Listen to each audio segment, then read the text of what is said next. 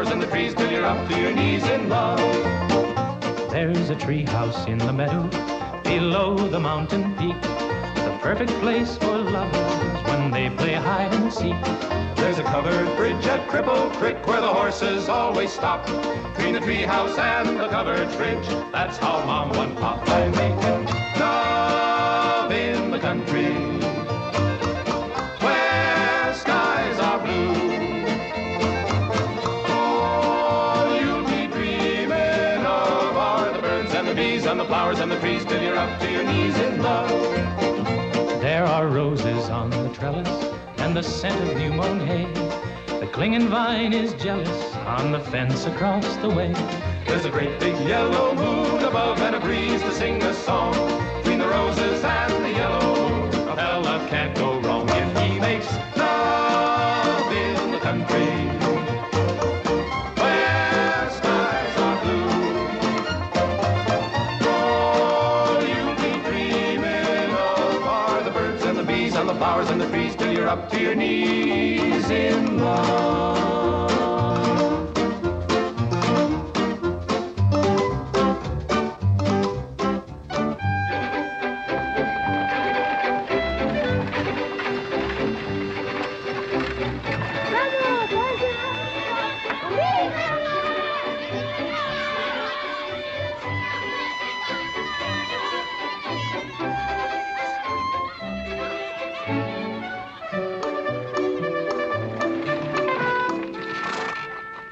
Lord to goodness, not again.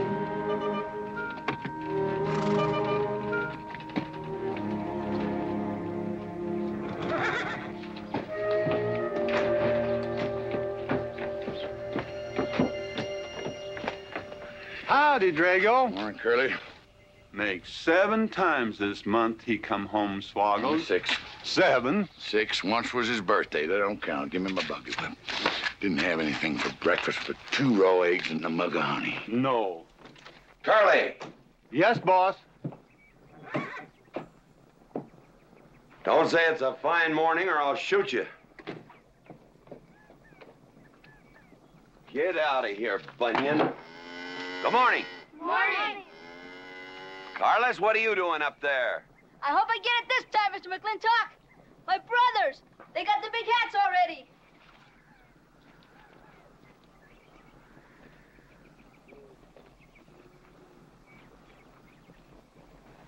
All right, let them have at it.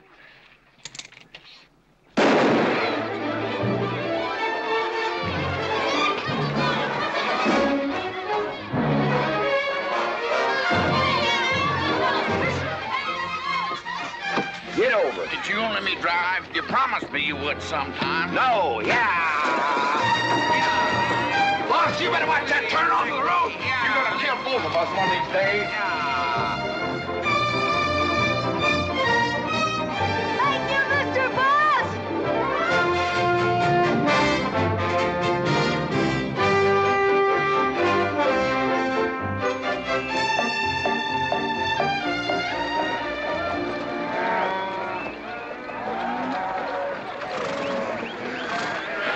You got cattle in the back, boss.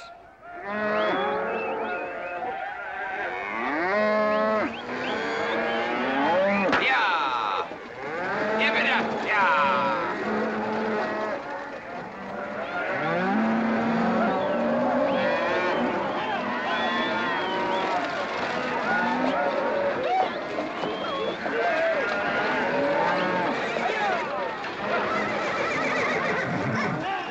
Keep 'em going. 15 cents a pound all the way to Kansas City. Yeah, yeah.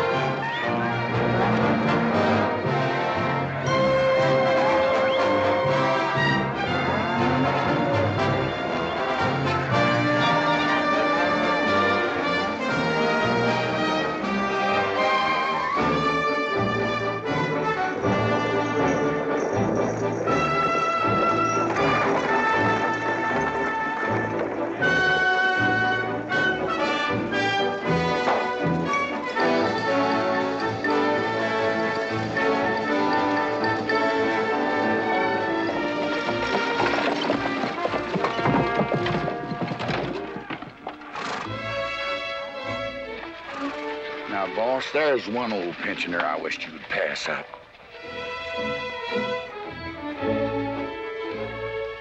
Bunny? Yeah. I knew where I'd seen his face before. He's an old timer. He's just been around town a couple of years. Oh, you have no milk of human kindness. Morning, Mr. McLintock. Morning, Bunny. Well, I can see you're in good health. Never felt better. Contrary to what you may hear. Me, my kidneys ain't what they used to be, and my liver's been leaving me bilious.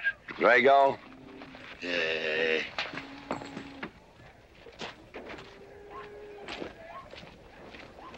Hello, Ben. Hey, McLintock. Drago, throw that in the buggy. Yes, sir. The scrubby bunch of Sooners, huh? They are at that. Well, it ought to make Douglas happy, lining his pockets with land fees. What are we gonna do? I don't know what you're gonna do, Ben. Me, I do nothing. 200 families. Quarter of beef a week per family. They last 2 years. That can be a sizable number. I got 20 head to 1 of any other brand on the Mesa Verde. I'm not hollering. Some of us haven't got all the money in the world. Some of us ain't old and tired and feel like being put upon. You interest me, young Ben. Go on. So the first time I find one of our hides wearing our brand hung on one of them settlers' fences, I aim to kill me a plowboy. You do what you want, McLintock. We'll do what we want. Fellas my age generally call me GW or McLintock. Youngsters call me Mr. McLintock. All right, Mr. McLintock. Not because I'm afraid of you. You're the big he-stud of this country. And I reckon a fellow my age should call you Mister. Full grown now, GW. He's a half owner of the spread. I made him a full partner the day the doc gave me the long face. Well, you want him to vote the first time this territory becomes a state, don't you? Of course I do. If these settlers get burned out, there'll be a lot of hollering that this country's too wild to be a state. And we'll go on being a territory some more, with a lot of political appointees running it according to what they learned in some college where they think that cows are something you milk, Indians are something in front of a cigar store. I'm looking to you to hold young Ben down. I'll do what I can. Come on over to the house once in a while. We'll rack up a few hands of stud. GW, that'll be just fine.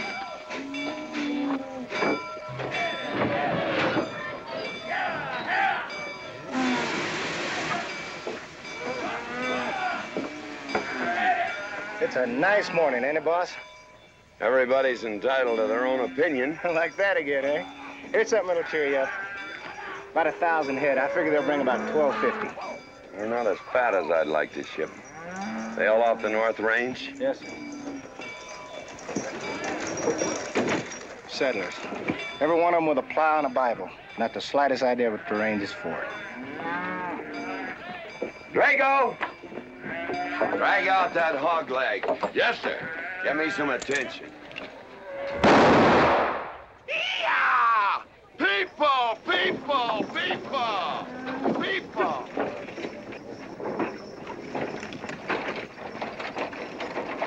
Come on, all of you, gather around. People, come on, gather around. I'm McLintock. You people plan to homestead and farm the Mesa Verde. Yes, sir. The government give us each 160 acres. The government never gave anybody anything. Some years back, a lot like you came in. You had a pretty good first year, good summer, easy winter. But the next year, the last rain was in February. And by June, even the jackrabbits had sense enough to get off the Mesa. Folks, do you know who that is? That's McLintock. George Washington McLintock. I told him that, Douglas. He controls the water rights on 200 square miles of range. You know that lumber you got? It came from his land. Cut by his loggers and milled in his mills. Douglas, I come close to killing you a couple of times when we were younger. Saddens me I didn't. Can you imagine a man who owns all that? Oh, and mines, too. I forgot to mention them. All that. And he's begrudging poor people a measly 160 acres. That right, Mr. McLintock? You begrudge us a little free land? There's no such thing as free land. If you make these homesteads go, you'll have earned every acre of it. But you just can't make them go on the Mesa Verde. God made that country for buffalo. Serves pretty well for cattle. But it hates the plow. And even the government should know that you can't farm 6,000 feet above sea level. Any trouble, Mr. McLintock? No trouble, Jeff.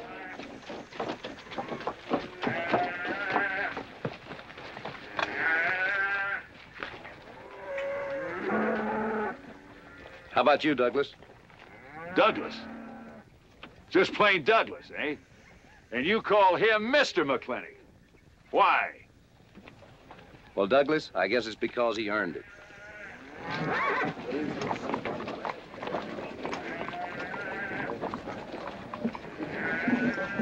Mr. McLintock? Yeah? I'm a good hand with cattle, Mr. McLintock. I'd like a job. Well, you look strong enough. You come in with those Sooners? Well, yes, sir, but we don't have a homestead. Can't use you.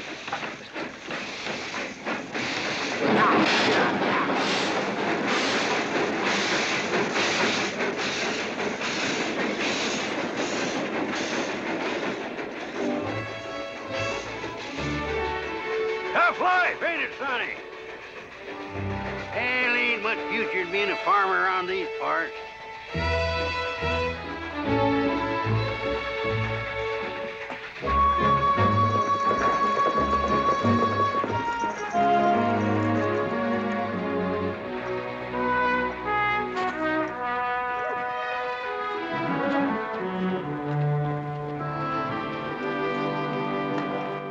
This is the finest Chantilly lace available anywhere. Chantilly, Mr. Birnbaum. Well, believe me, it's the best. Oh, excuse me, please. Look around. Take your time. Drago, I got 1,000 Havana cigars and 12 of those hats for you over there. Them 12 big hats ain't gonna last long the way some folks have been dipping into that red eye these days. Uh-oh. Good morning, GW. Good morning. I stole some stick candy.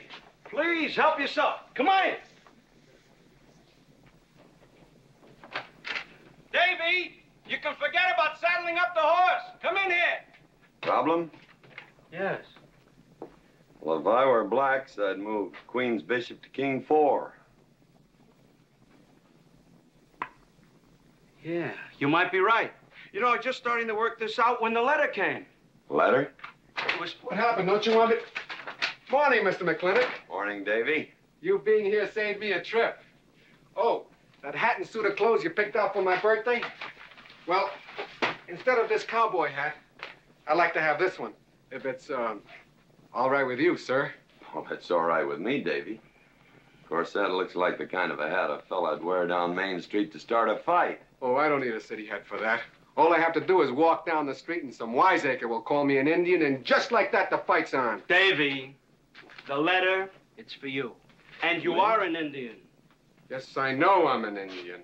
But I'm also the fastest runner in town. I've got a college education, and I'm the railroad telegrapher. But does anybody say, hello, college man, or hello, runner, or hello, telegrapher? No, not even hello, knothead. Davy. It's always, let the Indian do it. Will you go out in the store and help the ladies?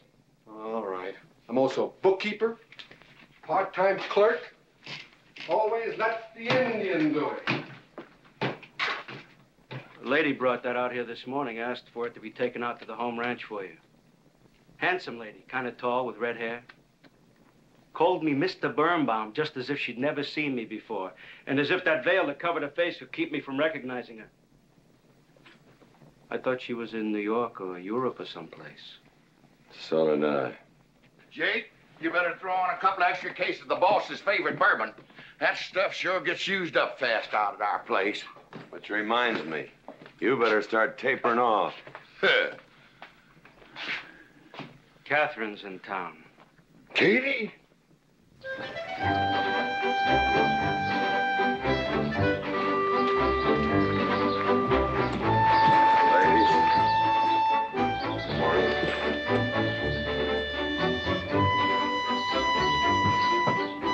Morning, Mr. McClintock. Morning, Mr. McLintock.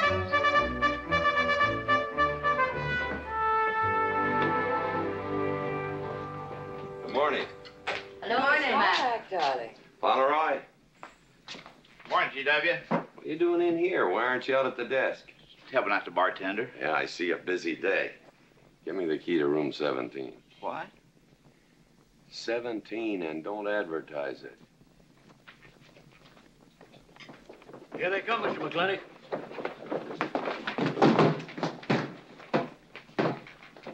Set 'em up. Beer, whiskey. Day off? Off day. Wonder what he's so preoccupied about. Haven't you heard? No, what? Katie's back in town. Katie? Yes, dear. The social arbiter. Well, hi, Sonny. Good morning. Oh, He sure is a quiet one. Mr. McLintock? I don't want to bother you. I'm sorry, boy. I told you, no job.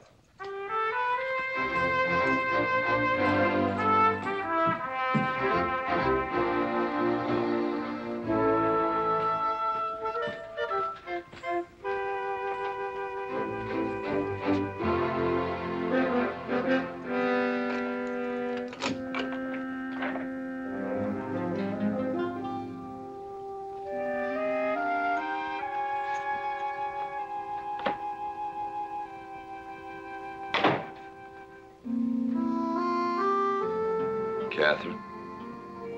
George Washington McLintock.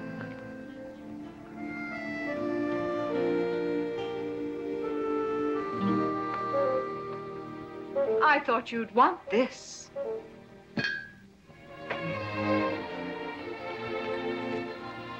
First dig of the spur. But who am I to upset your plans? But you feel kind of silly. I never feel silly. It's because you have no sense of humor. Why couldn't we sit down in the hotel dining room and talk about whatever it is you want to talk about? Or why couldn't you just come over to the house? And have everybody know that we're meeting. Everybody knows, and what's the difference? We're married. That is something I should like to change.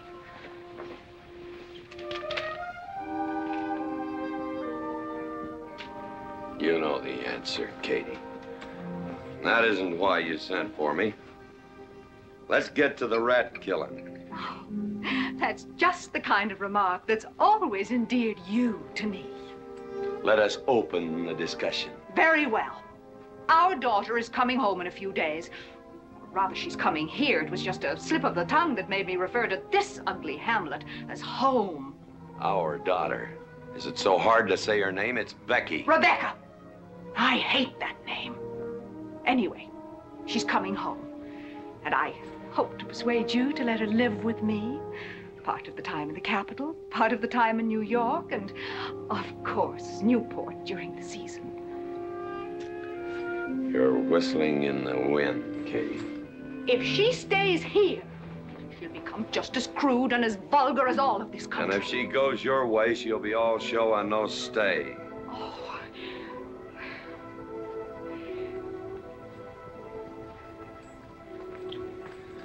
No go, Kate. I hate you. Oh, how I hate you. Half the people in the world are women. Why does it have to be you that stirs me? Animal. That's the story. I saw your picture in the paper at the governor's ball. You were dancing with the governor.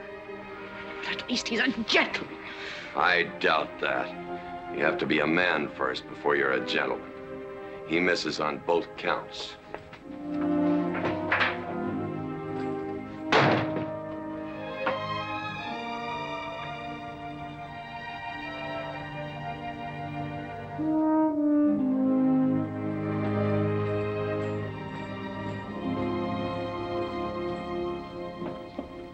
Hey, Sonny, you gonna ask him again? Nope. Hey, boy, you gotta pocket your pride. You gotta beg. You better listen to an expert, Sonny. I'm telling you, you got to grovel. Human nature gets him every time. Mister, leave me alone. Everybody does it one way or another.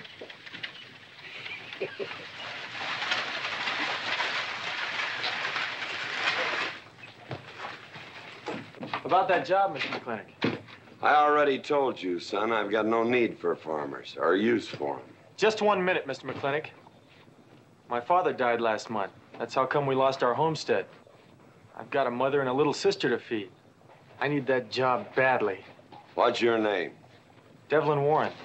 Well, you got a job, son. See my home ranch foreman. He's over at the corral.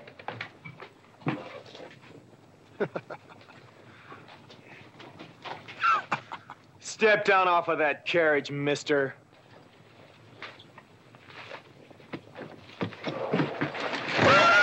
Hold that hog leg. I've been punched many a time in my life, but never for hiring anybody. I don't know what to say. Never begged before. Turn my stomach. I suppose I should have been grateful you gave me the job. Gave? Boy, you got it all wrong. I don't give jobs, I hire men. You intend to give this man a full day's work, don't you, boy? You mean you're still hiring me, Mr. McLintock? Well, yes, sir. I mean, I'll certainly deliver a fair day's work. For that, I'll pay you a fair day's wage. You won't give me anything, and I won't give you anything. We both hold up our heads. Where do you live? The settlers' encampment, down by the mine. That's your plug? Yes, sir. Well, hop on him, and we'll go get your gear.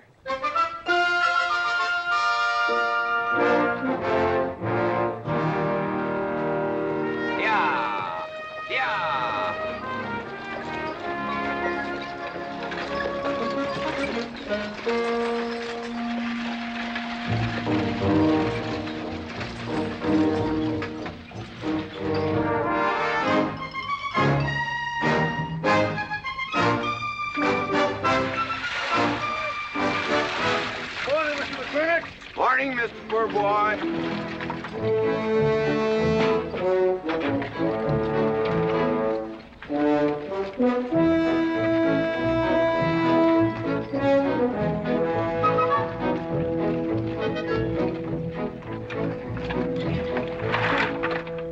I'm sure that all you fine people are interested in knowing just what portion of this new land will be your new home.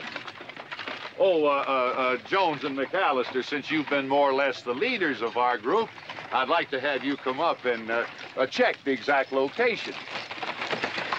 Won't be a minute, sir.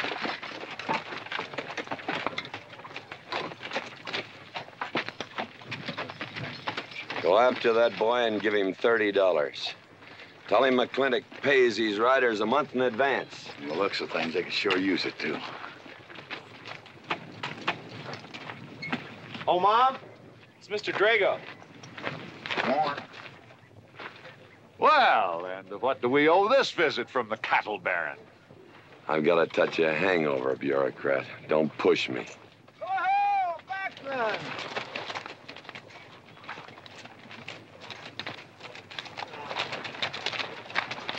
Say, those are Indians. Are there Indians in this homestead land? Friendly Indians, my boy. Oh, Macklin. Oh, running buffalo. Oh, Macklin. Long time we don't get drunk together. And it's going to be a lot longer time, because it's against the law and you're with the sheriff. And if I got my hands full, they came into town to meet the train. The old Indian chiefs are coming home.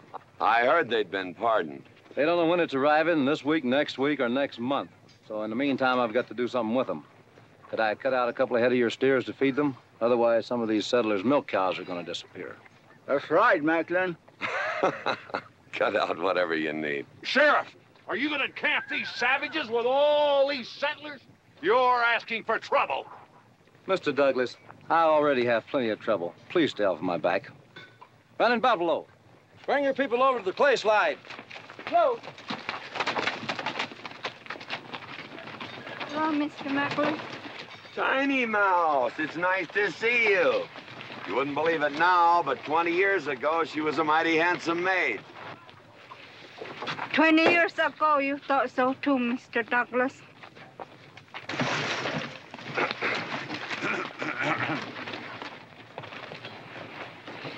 It was just like this. I had a dead beat on old running buffalo, and my sharp 50 caliber misfired. That was back in that trouble in the 40s. Remember?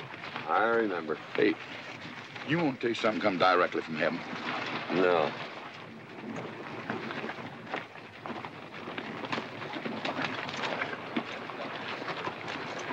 Where'd you get this? That boy's mama baked them. You thinking the same thing I am? She's a widow woman, boss, and she's got a long, hard road home. Hire her.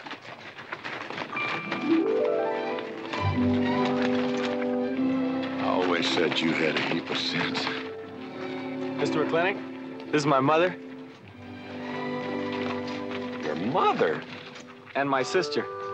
Pleased to meet you, Mr. McLintock. Ma'am, this here's my boss, and he has few choice words to say about your biscuits. Yes, Mr. McLintock? Huh?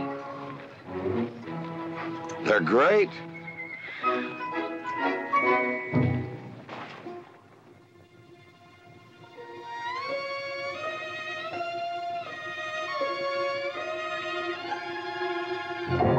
Well, you old Cantonese reprobate, how about it? Fire me? I kill myself. I'm not talking about firing you, I'm retiring you. You've been rustling food for us for 30 years. We're gonna put you out to pasture. All you'll have to do is give advice. Be one of the family. I kill myself. I may save you the trouble. But, Ching, you kill yourself, I'll cut off your pigtail and you ain't never gonna get to heaven. I'll be one of our family. I give you my solemn word. Pretty clumsy family. Drink too much, get in fights, yell all the time. Cut off his pigtail. All right, I'll be one of our family. Giúp lấy đó. Phải là giúp lấy đó. Giúp lấy đó, hai. Cảm ơn.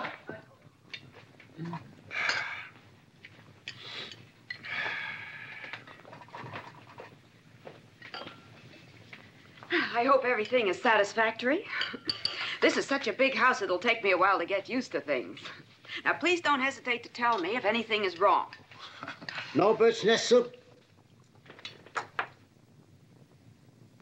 Otherwise, just fine. Everything went nicely, finally. ma'am? Best apple pie I ever had. Curly's right, ma'am. Hated to leave that last bite. Shall we celebrate with a drink? Carlos, come in and help me with the dish. Alice, you want to help too? Yes, Jacob. All right, pitch in. Now I'll wash and you get dry. Is that good here?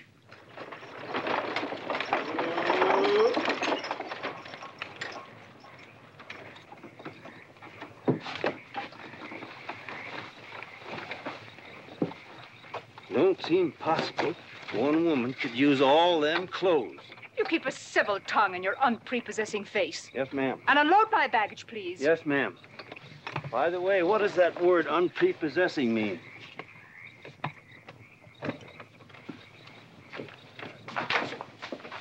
Miss McLintock. Oh, hello, Carlos.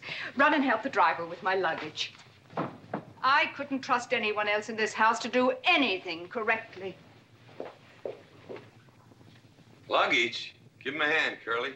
Yes, boss. Mr. McLintock? Are you moving back in? Yes, but nothing has changed except my place of residence.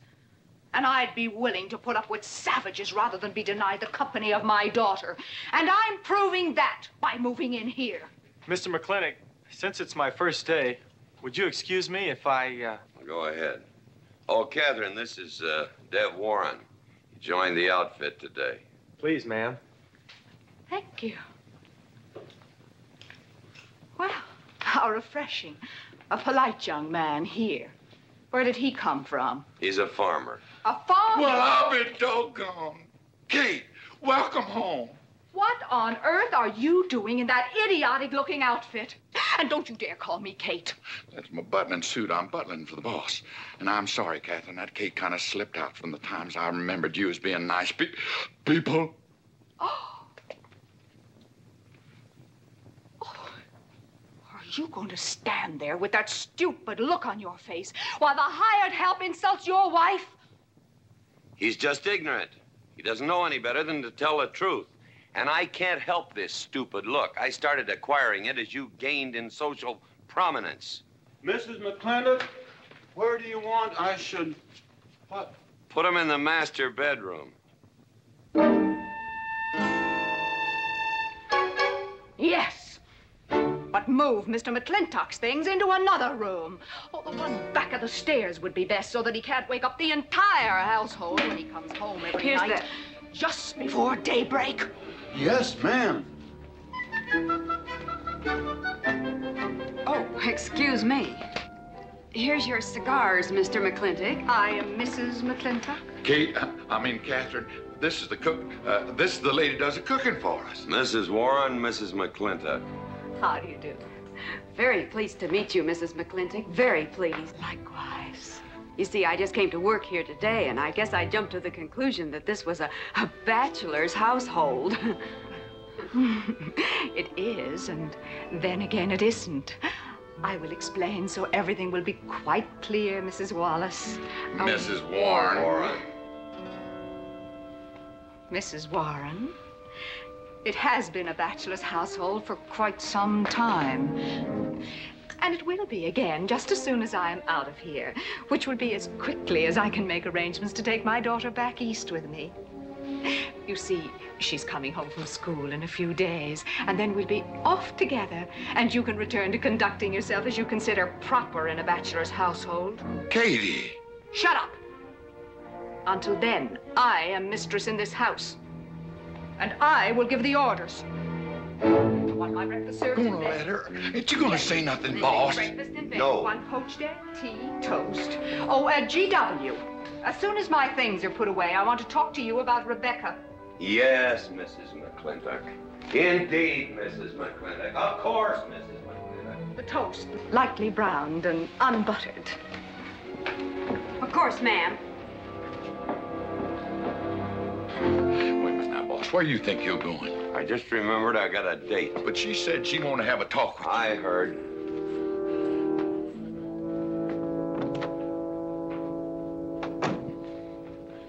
Good evening, Lem. Good evening, Mr. Mack. Yep. Say, Mr. Mack, what does unprepossessing mean? I was called that once, Lem. Looked it up in the dictionary. It's best you don't know what it means. Uh-huh. Thank you. You're up.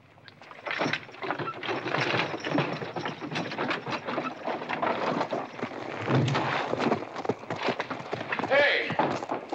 What am I gonna tell her when she asks where you went? When in doubt, tell the truth. She wouldn't expect that from you anyway. Where's Mr. McLintock going? There he goes, burning his last bridge. You see a yellow streak about a foot wide running up down his backbone. Well, Mr. McLintock? He ain't afraid of nothing. I once thought that.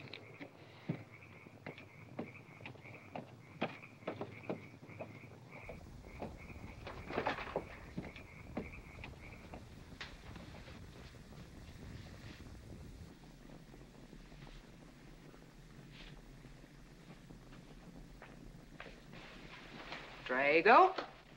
Yes, ma'am. Was that, He took off, lit out. I told him I wanted to talk to him. Yes, ma'am. I was standing right over here when you said it, and I was standing right out there on those front steps when he walked up to a horse, grabbed a hunk of mane, stepped up on him, and sunk spur. Where did he go? Last time I saw him, he's going east. But you know him, he's liable to go north, south, or west. Get me a carriage. Yes, ma'am, but... But what? Maybe you shouldn't follow him into maybe where he's going into. What does that mean? I don't know, but I wish I hadn't said it.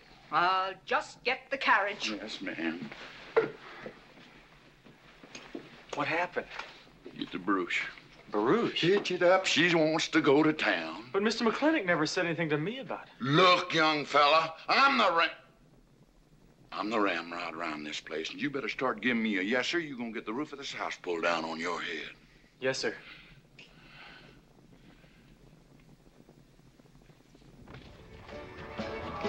Hello, lady. Hi, Mr. McLintock. New broom, eh? Sweep, please. Hello, Bunny. How is everything? Oh, fine, fine, Mr. McLintock. I'll get you next time.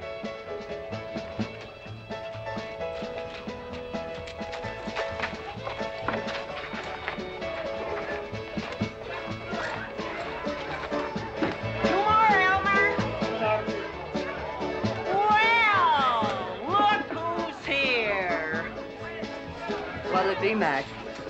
Same as usual? Ladies. Evening, GW. Jake? Wrong move. What? Chest problem. Queen's in danger.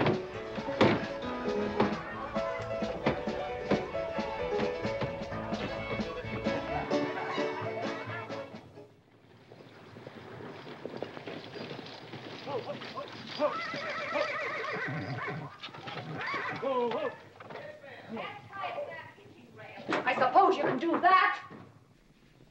Camille, you're on your own. Mr. McLintock?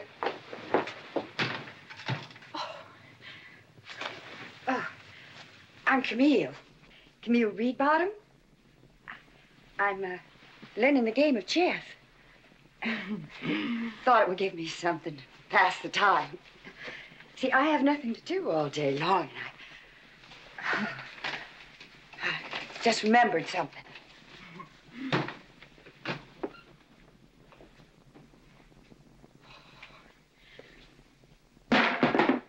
Katherine, I didn't hear you come in. Mr. McLintock, I told you that I wanted to talk to you. Not now. Could I get your glass of sherry, Katherine? Oh, thank you, Mr. Birnbaum. I could use one. I came into town behind a runaway team.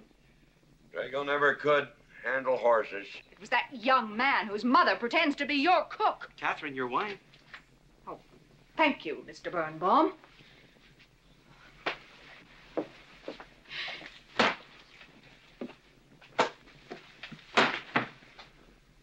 Now, Mr. McLintock, we have an awful lot to talk over. First thing I learned about Indian fighting was to wait for daylight.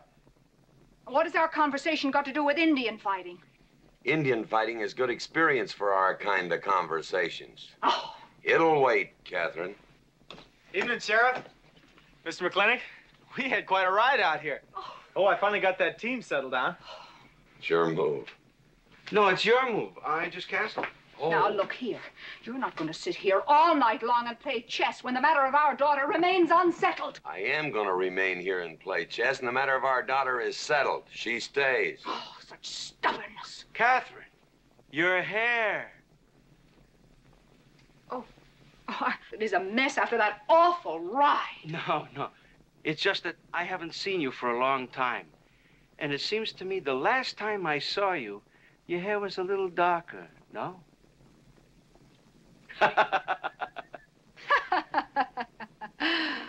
It's a funny thing that tricks a man's memory will play, huh? Mr. Birnbaum, I think that you've completely lost your mind. You have done something to your hair. I have not. If I had, it'd be none of your business. I'm certainly not going to put myself in the place of those blondine trollops that you seem to prefer. Take it. Huh? Oh. Fill it. Oh.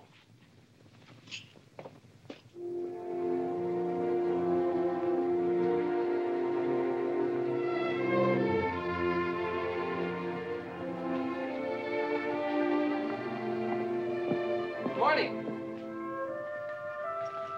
You fellas still at it all night? A McLintock never quits. But a Birnbaum has to. Besides, the game is over. You got me. Oh, no, Mr. Birnbaum. You still got a good game. Oh, you play chess. Please, take 'em.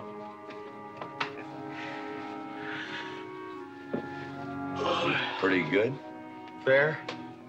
Well, looks like I won't have to come into town always to get a game. Remember, I'm a bad loser. It's your move. Yes, sir.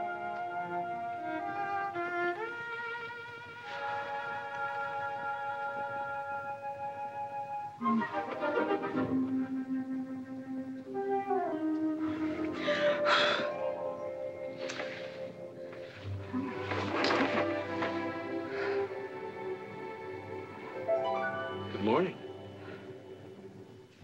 Good morning. Oh, it's not morning already. Mm-hmm. Cup of coffee? Oh, yes, thanks, Jake. You're welcome, Katherine. Got any cream? Canned cow's milk. That'll do. Good old condensed milk. That reminds me. I was cleaning out my desk the other day. I found something I wanted to return to you.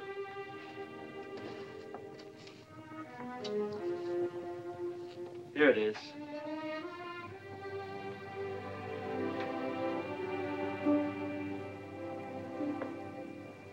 It's a medal, remember? From the President of the United States of America to First Sergeant Michael Patrick Gilhooly for bravery above and beyond the call of duty. It's your papa. Reminds me of the first time I ever saw you. It was over 17 years ago.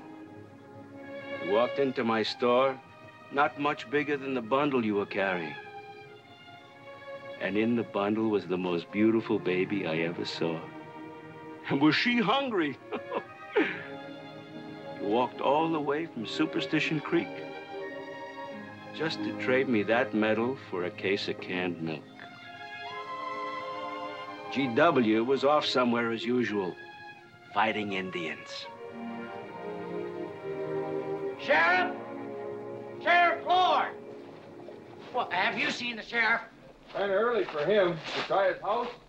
Why didn't I think of that? Looks like Birnbaum's is open. Maybe somebody in here knows. So there you are, Sheriff. I told you you were headed for trouble. Trouble? I want to know by whose authority you let those Indians stay in town. Those savages are wards of the government, and I am the representative of that I told Sheriff Lord that he could put him up down by the clay side. Because the town's named after him, he thinks he owns it. Well, you check the books in the recorder's office, and you'll find I do own a fair piece of it.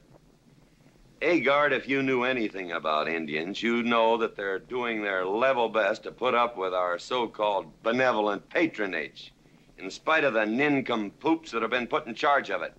Those Indians need my permission to leave the reservation. Those chiefs have been giving orders all their lives. It's pretty hard for them to understand that they have to hold up their hand like a schoolboy in a classroom. The law is very clear. I told you you'd get no satisfaction from these people. Well, we'll get the girl back.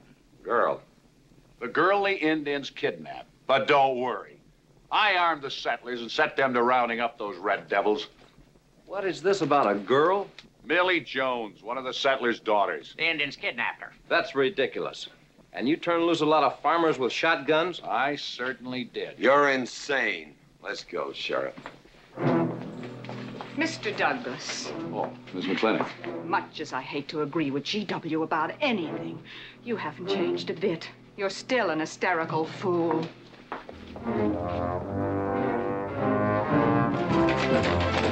Coming to town, I got worried. What about? Thought maybe Katie shot you. Not yet, Drago, but it took restraint. Wait a minute. We better take Agard along. Not that he'll be much help. Drago, have him on the horse.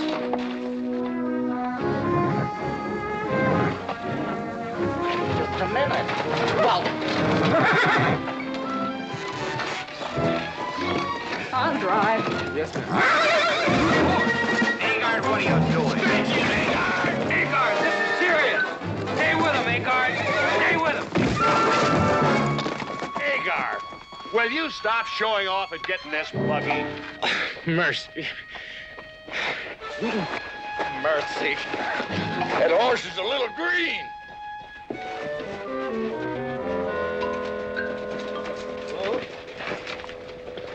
Let's go. yeah.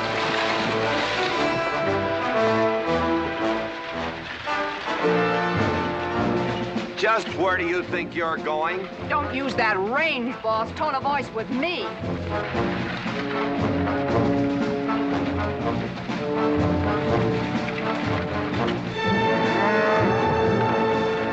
Carter! We're headed for Mr. Poor Boy's mine. Mount up some riders. Right, boss. You heard the man.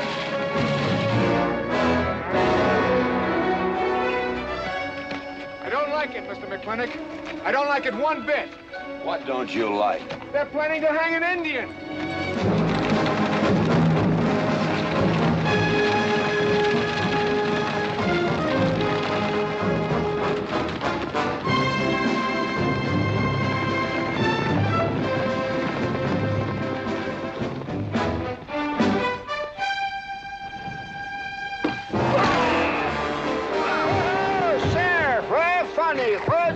whiskey. Hold that! Not so fast, Mr. Boss of the whole country. Unless you want to wear a big hole in your middle. How long is GW going to let that cheat-chalker push him around? That cheat-chalker has a sawed-off shotgun. How do you know she didn't wander off someplace or meet some fella or something? What are you saying? That I didn't raise my girl right?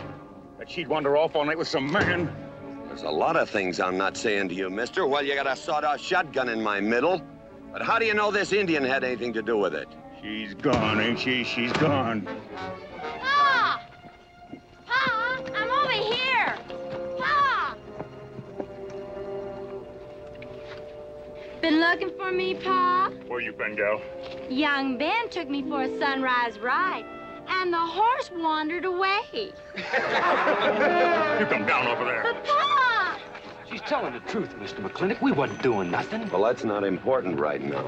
The important thing is that you don't draw that hog leg, or this'll be worse than Dodge City on Saturday night. You get on, back to the wagon. I'll tend to you later. Now for this young whippersnapper. Now, no harm has been done. And young Ben here is one of the nicest boys in the territory, so just put down that shotgun and I'll let's teach forget him to fool with Mike.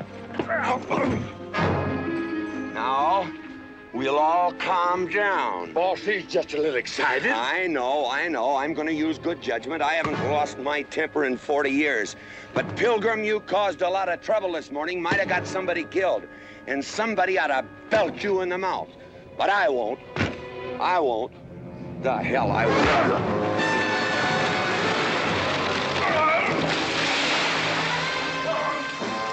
McLintock Rider!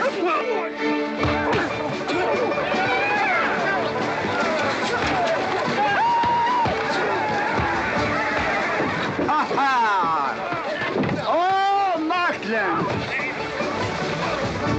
Hey, Buster! Remember me?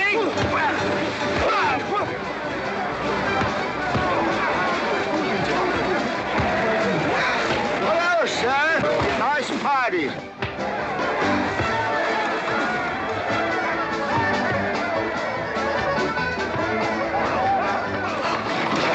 Do you think you ought to? I ought to what?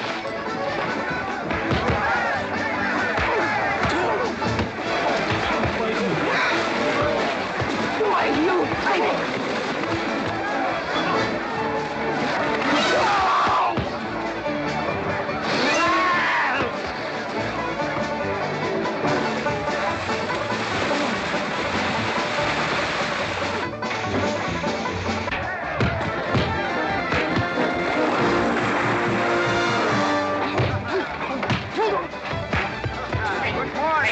I want to work with you. Hey, just a minute. What are you doing? My glasses. Hey, now stop this or you'll be sorry.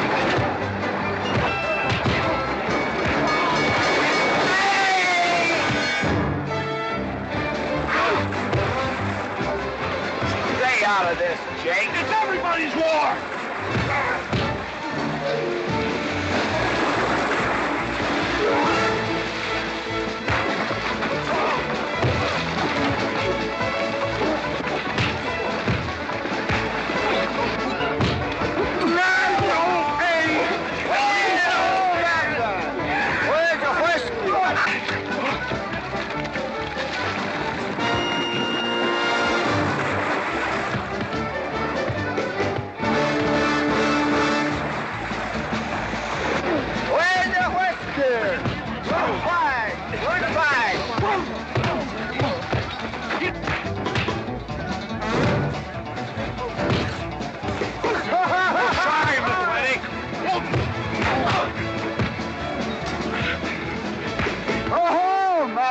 Thanks.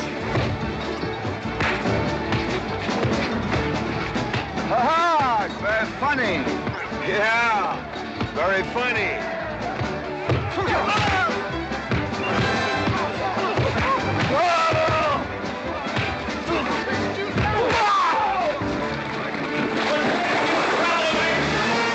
Guys, Mr. Douglas, I'm sorry.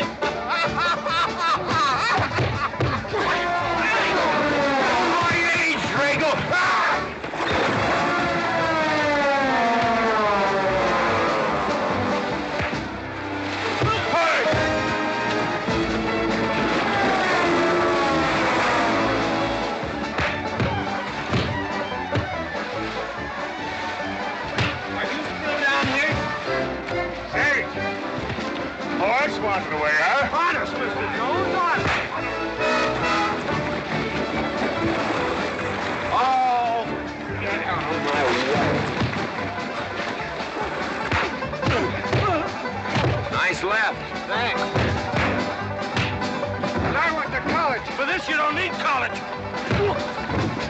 You're not getting me down there.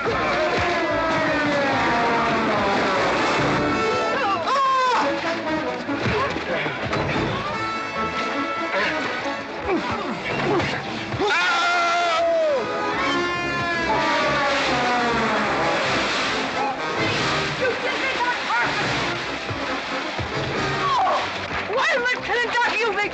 Good morning to you, Mrs. McLintock. Buddy, you big... Yowie!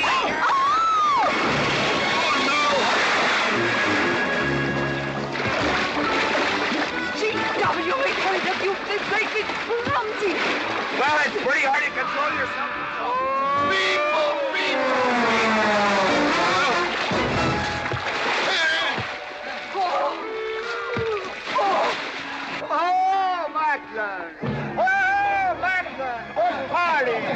But no whiskey. We go home.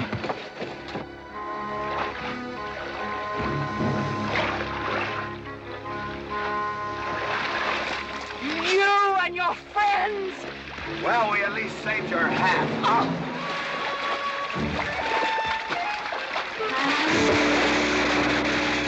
Where is everybody? Oh, for heaven's sakes.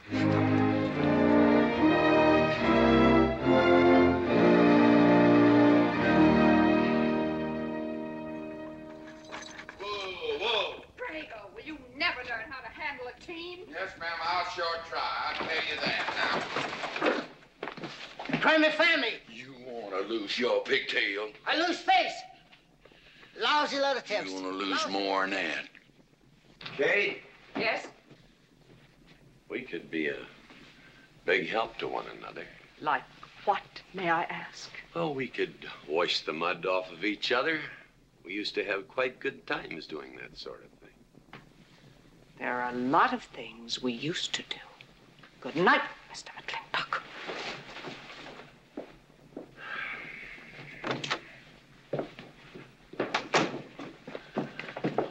Any luck? What are you talking about? I mean, divorce. She still want it? Yeah. You know something? Women are funny. She fought like a wildcat on your side out there this afternoon. Come home, she slams the door in your face. That divorce business, is that what you get when you pay a woman not to live with you? That's about it. Some women I've known it'd be worth it. You know, if we had any moral character, we wouldn't be standing here covered with mud drinking when we should be washing. G.W. Drago.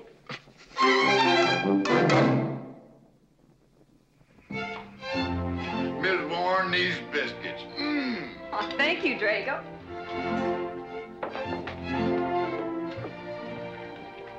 Good morning, Mrs. Warren. Good morning, Mr. McLintock. Breakfast for the boss? If that's the way you want it, Mr. McLintock.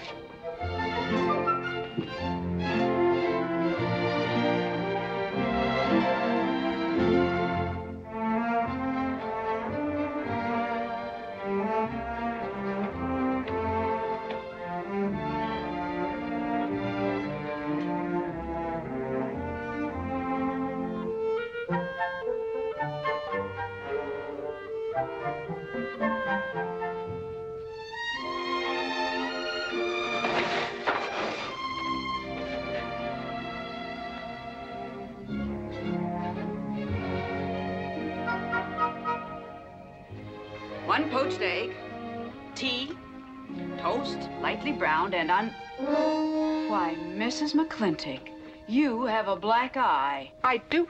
Ooh.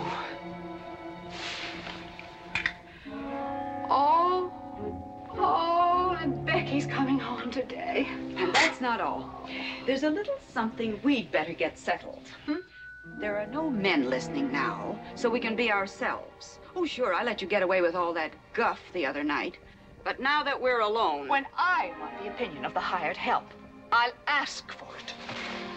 You know, you could wind up with 2 black eyes. What? Oh, I realize you had to put on that big act. We always have to just before we get ready to forgive them. Generally for something they haven't done.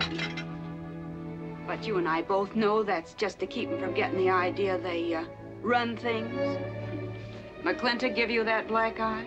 No. Nobody gave it to me. I won it.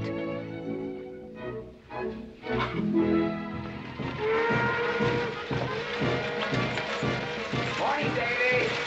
Morning, Mrs. Beach. Mr. Beach.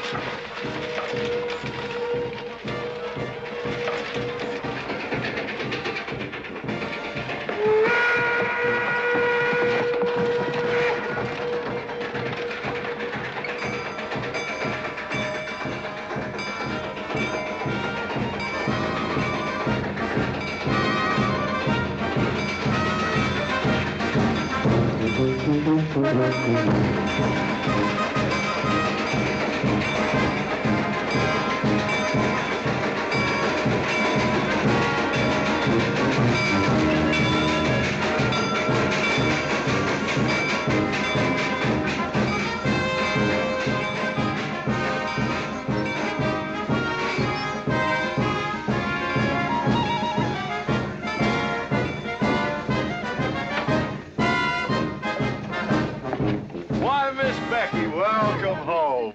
Hi, Becky. My boy. Good to see you again. Daddy! Well, Daddy! Oh. It's been 2 long years. I guess I'm gonna have to stop calling you Tomboy. Oh, Becky. Mama! Oh, darling. Mama. I wasn't sure you'd be here. Oh, I've been here a few days. Oh, Becky, I bought you 3 of the most beautiful dresses. Oh, Uncle Drago! Oh! Did you bring your old uncle a coming home present? Sure did. What is it? A mustache cup. And what did you get me? Prettiest Palomino pony that ever packed a saddle. Broke the stand, drowned, tie, and the counter. Oh! Uncle Jake! Oh! What are you doing with Mr. Douglas's tuba? Oh, Mr. Douglas has had a little accident. I brought you a whole shipment of licorice sticks. But now that I've seen how much you've grown, I think we better exchange them for a couple of bolts of dress goods, huh? Thank you. Oh, the mayor was going to be here, but he had to go to the territorial capital on a horse theft matter. But I'm going to give his speech. Oh, and don't worry about the mayor. I'm sure that he can find a bill of sale for the horse.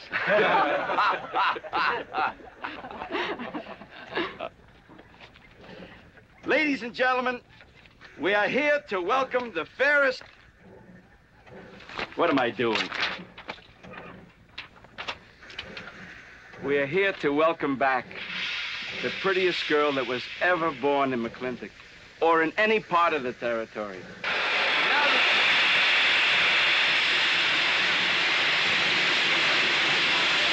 Hey, Davy! Yeah? Got something for you. Yardmaster up at the junction told me to let him ride, so I locked him in here. I've had my scalp a long time, and I aim to keep it.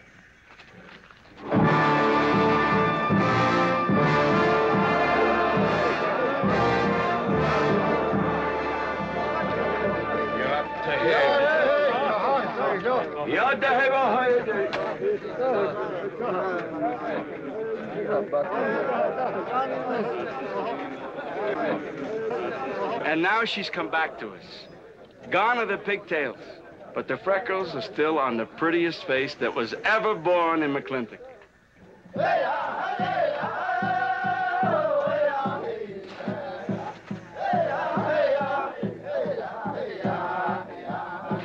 Hey, that's Puma. And it's true. The government did turn them loose. Good old Puma. I'll never forget when he brought G.W. home. Your father had a hole in his chest and 104 fever. Of course, they weren't very mannerly about it. He came past the house at a high lope and threw him on the doorstep. And you do remember them good old days, don't you, Katie? Katherine.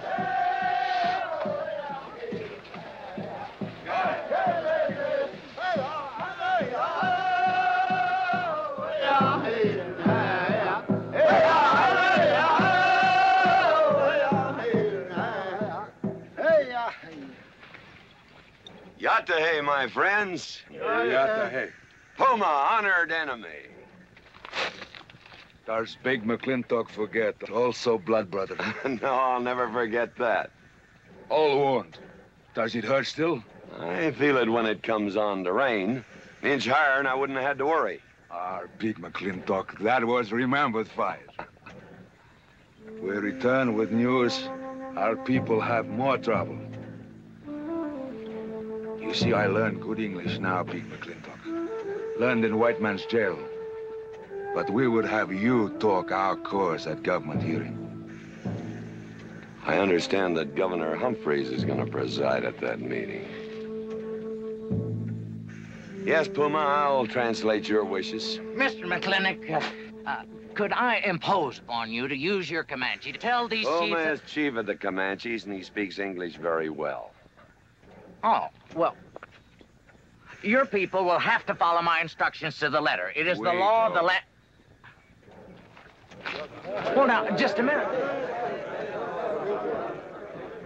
Well, for heaven's sakes.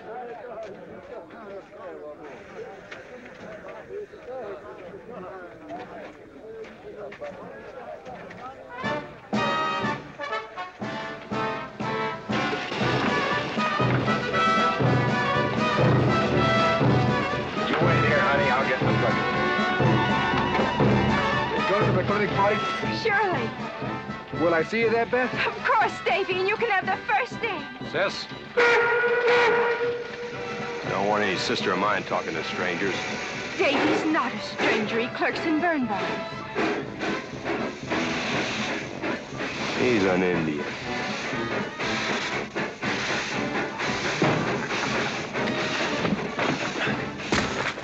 Darn you, Drago! Now look what you've done. Baby, this is Devlin Warren. He works for you, Papa. Dev, this is Miss Becky McLintock. Those are my things. Yes, ma'am. Oh, I don't own you anywhere, Miss Becky. What do you mean? Oh, I mean, you look so much like your mother. Well, even prettier. Oh, Mr. Warren. Mother's much prettier than I am. Many a fight started with words like that. Come on, get in the buggy. Hello, Ching. We got jelly pie for dinner. Oh. I'm not cooking. No, he's not. Junior! Yes, Miss Becky. You remember Junior Douglas, Mama? Oh, of course. How's college? Valedictorian, 95. Oh, congratulations. Oh, Mr. and Mrs. Douglas, we will see you at the party, of course. Oh, delighted. Well, it'll be pretty hard to keep young men away. Yes, sir. Drago? Yes, boss. Baggage all loaded. G.W. You remember young Junior? Oh, yes. Like father, like son. Mr. McLintock, I hope you don't think I'm being presumptuous in asking for the honor of calling on Miss Rebecca. Well, there she is. Ask her yourself. Well, thank you, sir. Ching, now I'm going to get fired. Get up out of here. Thank you, sir. Thank you. How do you know me, Nana? See you at the party, Junior! Yeah. Yeah, what? Like father, like son. What did he mean, Matthew?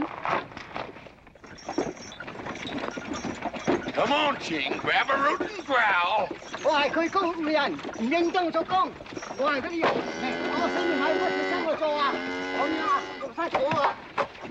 you're doing a good job, Miss McLintock. Thank you, Miss Flora. Deb, when you're finished there, go over and help Drago with the beer cakes. Yes, Mom. Deb, could you come and help me a minute?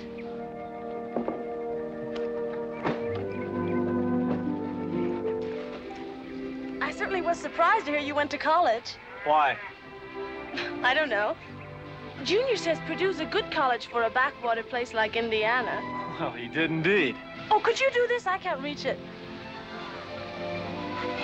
Why didn't you finish college? Lack of funds. My father got sick, and he had to come out west. So we took out a homestead. You know, your mom's sure cute. It's too bad you didn't inherit her eyes.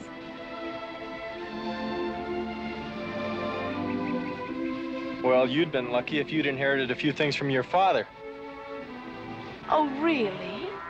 For instance? It was common sense, for instance. Common sense? Yeah. You don't see him being fooled by some dude like Junior Douglas. Junior's not a dude. He's It's nifty. This needs a woman's touch. And besides, he got a letter at college. What sport? Glee club. Very strenuous. Don't you dare hug me! Oh! I have no intention of hugging you.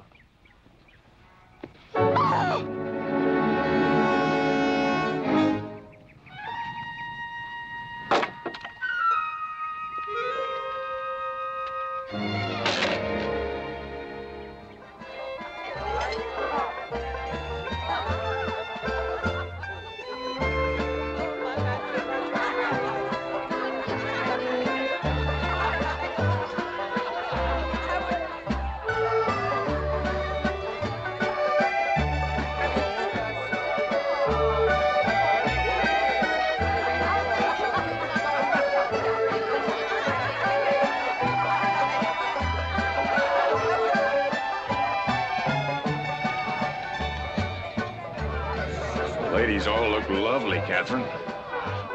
You know, this is a real fine party. Oh, thank you, Ben. Of course, we had to invite everybody. Just everybody. Sorry, GW, but this one's mine. Well, thank you, Mrs. Warren. I guess I'll have to be a good host in my own home. Well, the next one's yours, Mr. McLintock. Thank you.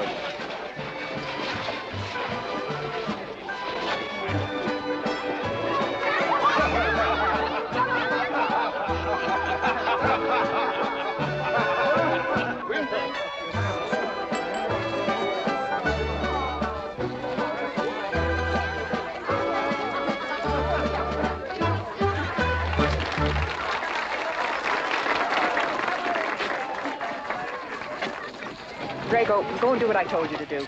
Oh, Katie. Katherine, and do as you're told. Oh, Drago, do this. Drago, do that. Yeah!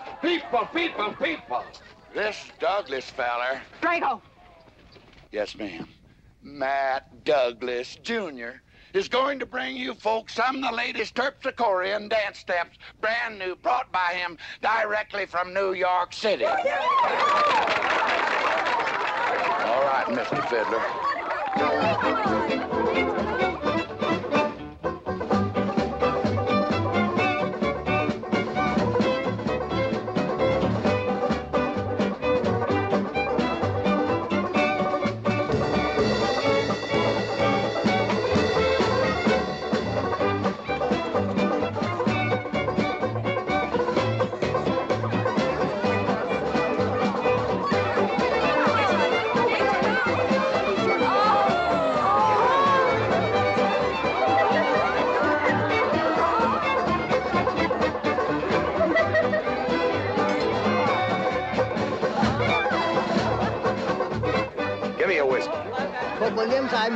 What? Just turn it 10-gallon party, boss. We'll run out of whiskey. Well, I can take care of that, Chief.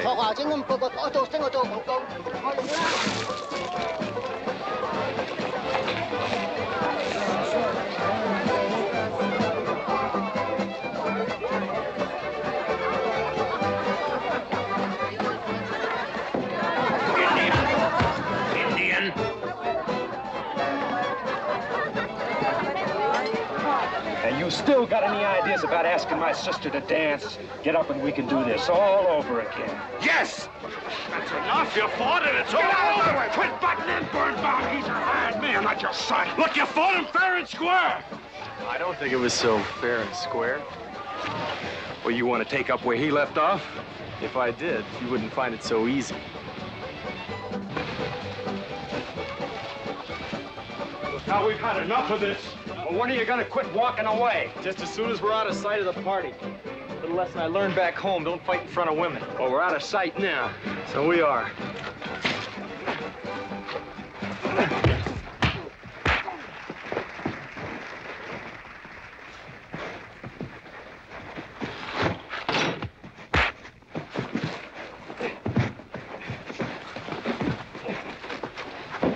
Such vulgarity. Someone should do something about it. You're right. Absolutely right.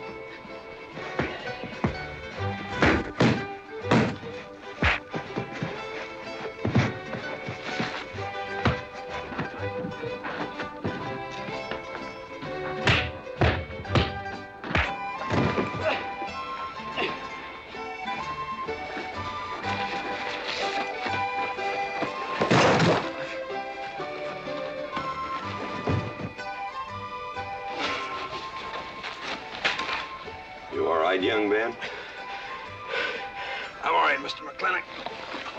Pretty fancy fighting for a country boy. 2 years at Purdue, Mr. McLintock, on the boxing team. I never thought any farmer could whip me. You sure did. Better get him cleaned up. Get him some water, Jake. Yeah.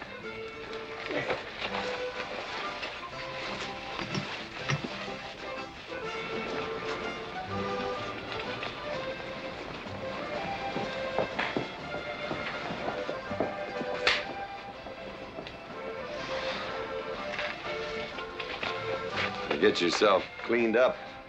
Go ask that girl for a dance. Who? Oh! Did I miss one? Where is he? I'll find him, that young whippersnapper. Trouble. Where is that farmer boy? Where is he? Where is he, G.W.? Oh, so you're the young farmer boy that whipped my nephew. Well, I'm Fauntleroy Sage, young Ben's uncle. Well, I'm no farmer, but if you're young Ben's uncle, yes, I whipped him. And you're intruding. What's intruding mean? Butting in. Oh, so he's insulting me. Well, then I got another reason for walloping him. Besides, on account of him thrashing my nephew, young Ben. Fauntleroy, you can't get mixed up in these youngsters' quarrel. Family honor. I can't have said a farmer whipped a sage. You're twice his size. Don't let that bother you, Mr. McLintock. Mr. Fauntleroy insists. I'll just have to teach him the same lesson.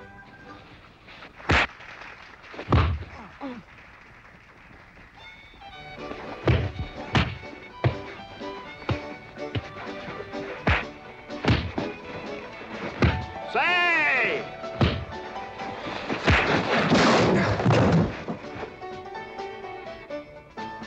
Sorry, young feller. Hate to have to do that, young fella. No hard feelings. Not yet. Not yet what? I mean, that isn't all. Now, wait a minute. Fauntleroy, we're gonna make this a fair fight. Of course we are. Of course we are, G.W. There'll be none of this. I wouldn't do that, G.W. You wouldn't do... No, I wouldn't do that. And Dev, I don't want you kicking Fauntleroy in the knee. He didn't do no such thing. And none of this nose twisting. He's all yours.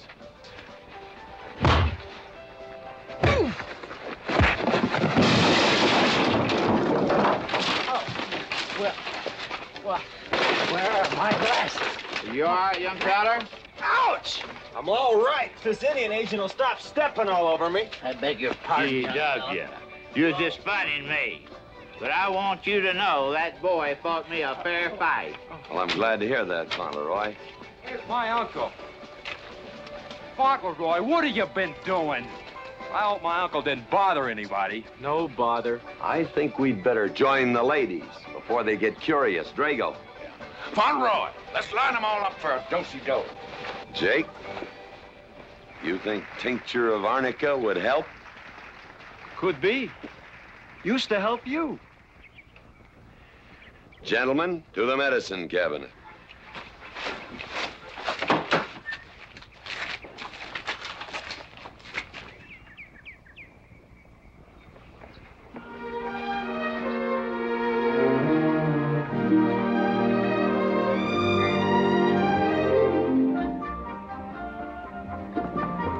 Good morning, Drago. Morning, Davy. You seen Daddy? Took over early this morning with a scattergun over his arm. Went hunting.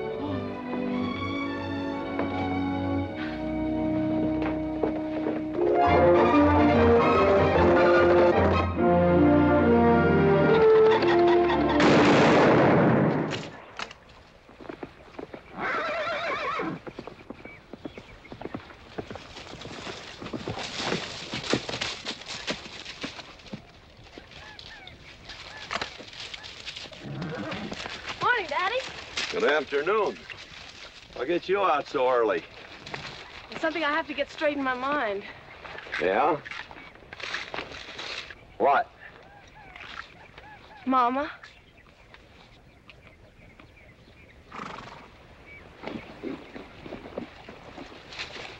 Why'd you and Mama stop living together, Daddy? Why'd you separate? Aren't you going to answer me? No. is sort of my business, I think. I don't. Is it another woman? Usually is. At your age, you always know what's usual. Is it Mrs. Warren?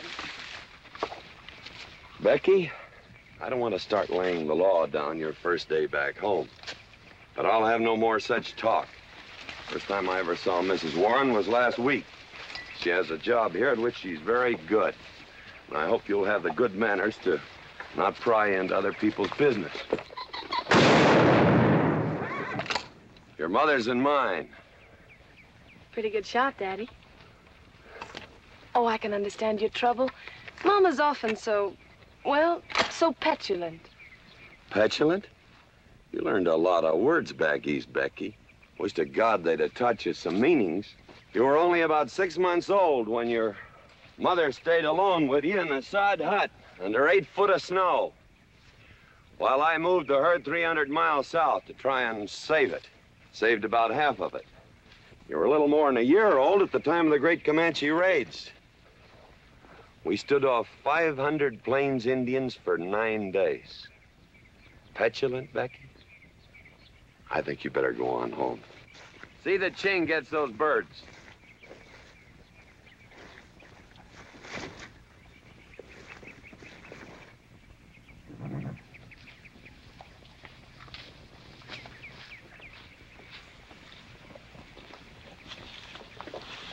Becky, come here.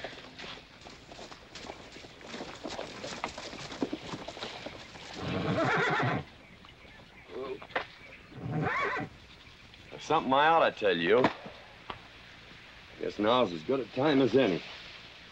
You're gonna have every young buck west of the Missouri around here trying to marry you. Mostly because you're a handsome filly. But partly because I own everything in this country from here to there. They'll think you're gonna inherit it. Well, you're not. You're gonna leave most of it to, well, to the nation, really. For a park where no lumberman will cut down all the trees for houses with leaky roofs. Nobody will kill all the beaver for hats for dudes, nor murder the buffalo for robes. What I'm gonna give you is a 500 cow spread on the upper Green River. Now, that may not seem like much. It's more than we had, your mother and I. Some folks are gonna say I'm doing all this so I can sit up in the hereafter and look down on a park named after me. Or that I was disappointed in you. Didn't want you to get all that money. But the real reason, Becky, is because I love you. And I want you and some young man to have what I had. Because all the gold in the United States Treasury and all the harp music in heaven can't equal what happens between a man and a woman with all that growing together. I can't explain it any better than that.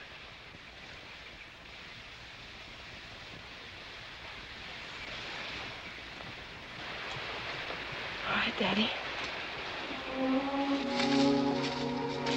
Becky.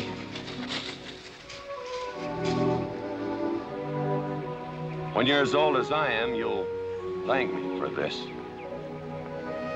Daddy, I'm full grown. I wasn't worrying about me. I was thinking about you and Mama.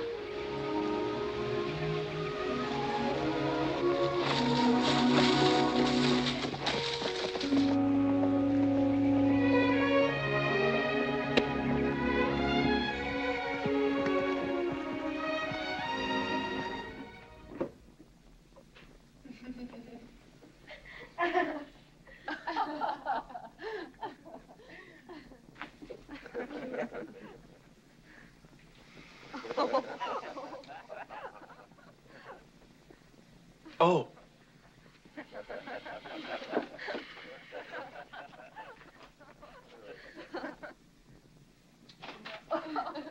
Well, sir, all 3 of them fell right out of the carriage. Well, it's getting rather late, Becky. It's bedtime. Oh, Mother. He brought this. He must have intended to use it. Oh, well. Sing us a song. Well, if you really want me to. Gosh, I haven't played in You quite know just right for me. Sure. It's the rage now. Oh. Oh. Dev, what are you doing? Oh. I just thought I'd get another cigar. Well, you've got one in your mouth and two burning in the tray. Not move. Fellas want me to play all the time. You're cuter than a baby steer and softer than a mouse's ear. I want the whole wide world to hear. You're just right for me. You're sweeter than... Oh, no, not that rhythm, Junior. Do it the way they do at the plaza. I know the words. Sure, Becky. Will you sing with me? Of course. All right. I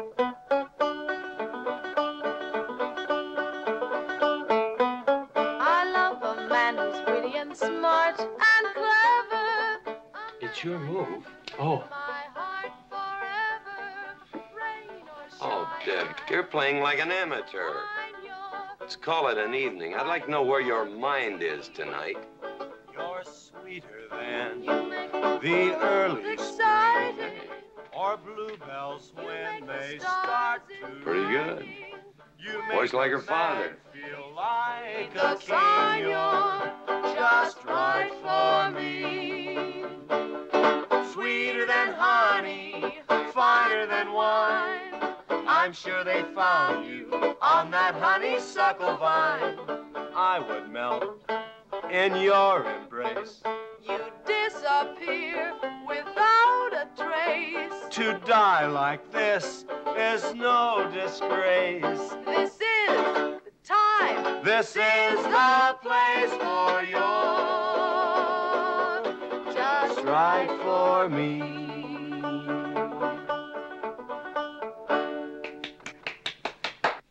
Well, that's so good, I kind of hate to break this up. But if we're going to have that Indian hearing tomorrow morning...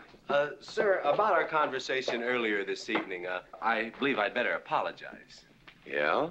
Yes, sir, I've been thinking it over, and when I called you reactionary, well, that's merely my generation's term for your generation.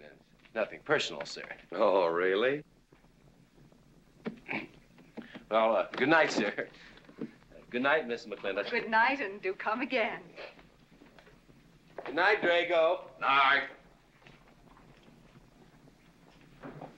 Boss, what does reactionary mean?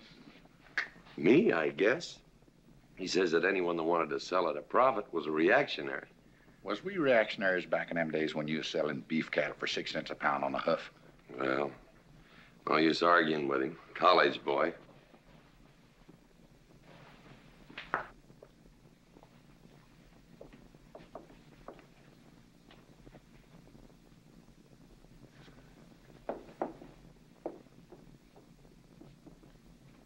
Devlin Warren, if you was my kind of man, you wouldn't let some dude walk off with the prettiest girl west of Denver without putting up some kind of fight. Does it show?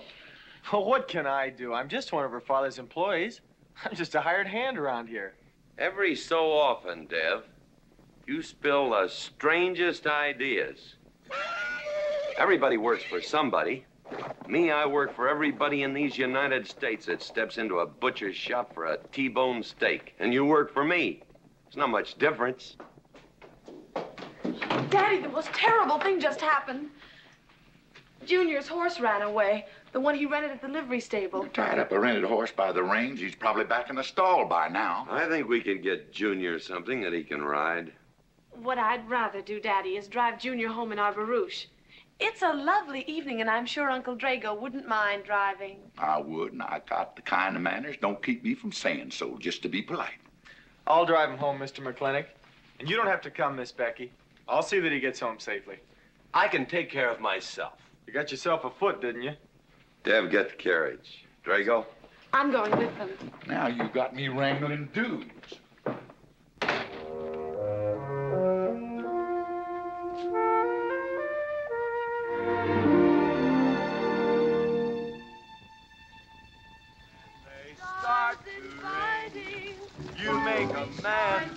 like a king, you're just right for me.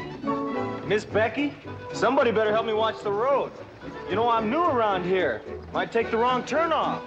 Devlin Warren, you know there isn't a turnoff between here and town.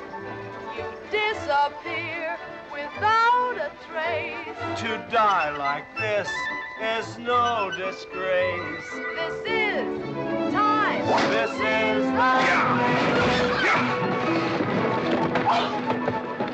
Devlin Warren, what are you trying to do? Kill us? Rather have your friend drive? Yeah!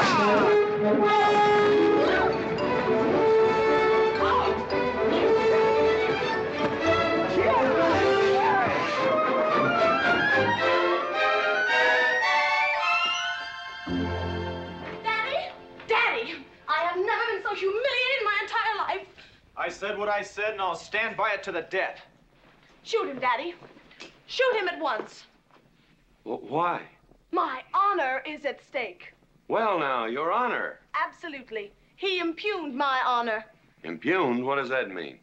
Slander. He slandered my honor. He did? I said what I said, and I'll stand by it to the death. He admits it, see? Shoot him. Well, what is he admitting to? Why, he called me a... I won't even repeat the word. I didn't necessarily call you anything, but I said what I said, and I'll stand by it to the death. Well, just for the tally books, what did you say? I said that any girl who would permit a man to kiss her before they're formally engaged is a trollop. He said it again. Shoot him. Now, hold on. No, don't hold on. If you're my father, if you love me, you'll shoot him. Well, I'm your father, and I sure love you. So... Oh, you shot him. You really shot him. Hey! He dies. If he dies, he'll be the first man ever killed with a blank cartridge. We use this to start the races on the 4th. Hey! I'm on fire! Oh, you poor dear. Poor dear? You'd have had me shot in cold blood. But it didn't happen. Yelling I insulted you and all. What you need is a good spanking. Dev! Daddy! Leave me out of this. I think I'll give you what you deserve. You wouldn't dare! Oh, wouldn't I? You'll think next time before you have someone shot. And this kicking and yelling isn't gonna help you. Don't you! Oh, Daddy! Wait a minute! Daddy! Oh, Daddy, help me! Don't! Daddy, boy, I hate you! Mommy! Oh, G.W., was that a shot?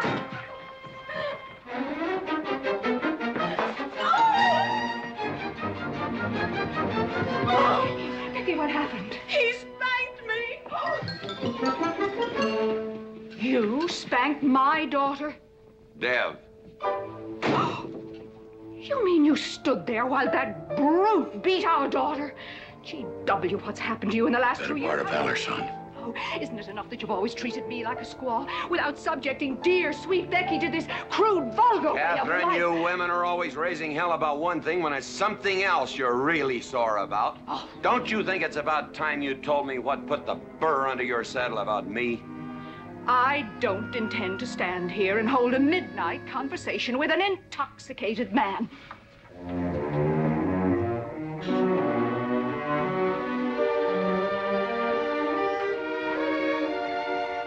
And I am not intoxicated. Yet.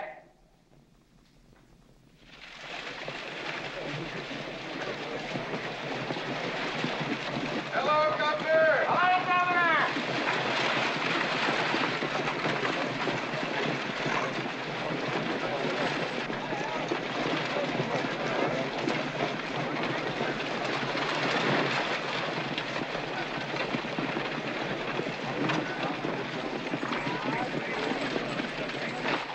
Chief Puma? Yes, Sergeant. Big McLintock, we know you get us fair judgment. You gentlemen, follow me.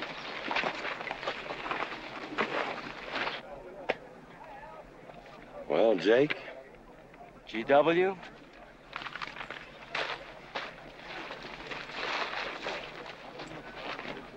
Well, G.W., it's been a long time. Not long enough. Cuthbert. Your husband is a rude man. Yes, Cuthbert, I know.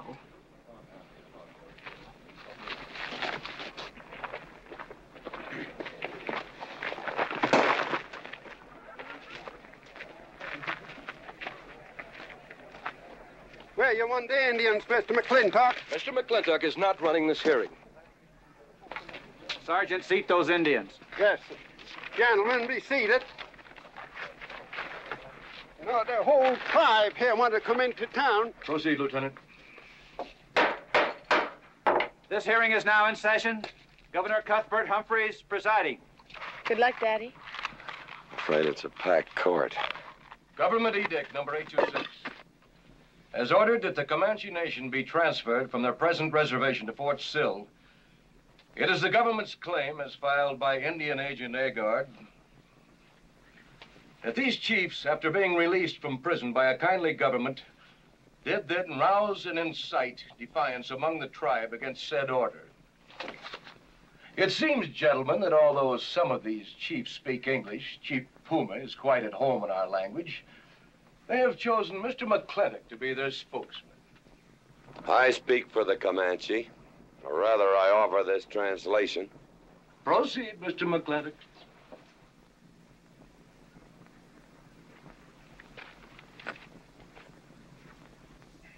The Comanche say, we are an old people and a proud people. When the white man first came among us, we were as many as the grass is of the prairie. Now we are few, but we are still proud. For if a man loses pride in manhood, he is nothing. You tell us now that if we will let you send us away to this place called Fort Sill, you will feed us and care for us. Let us tell you this. It is a Comanche law that no chief ever eats unless first he sees that the pots are full of meat in the lodges of the widows and orphans. It is the Comanche way of life. This that the white man calls charity is a fine thing for widows and orphans, but no warrior can accept it. For if he does, he is no longer a man. And when he is no longer a man, he is nothing, and better off dead. You say to the Comanche, you are widows and orphans. You are not men. And we, the Comanche, say we would rather be dead. It will not be a remembered fight when you kill us, because we are few now and have few weapons. But we will fight, and we will die Comanche. Thank you, Big McLintock. Am I to gather that Comanche defy the government of the United States? Yes, you may gather that the Comanche defy the United States government, or at least this commission. Gentlemen.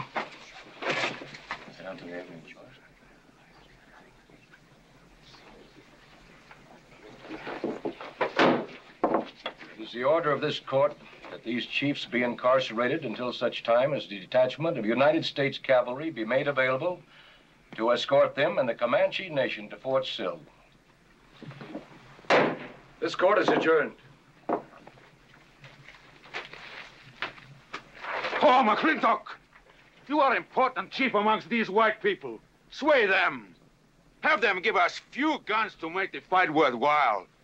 Let us have one last remembered fight for end of Comanche. I almost wish I could arrange that, Puma. Ahalani cha. Ahalani cha. Sergeant? Yes. Good God. Carry on. Gentlemen.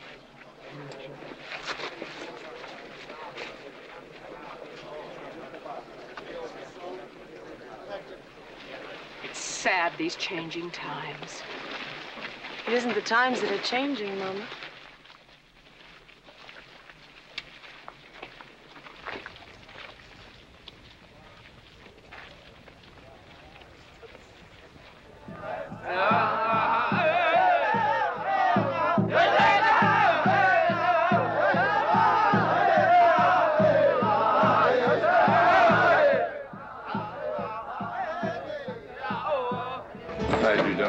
Hello, Lem.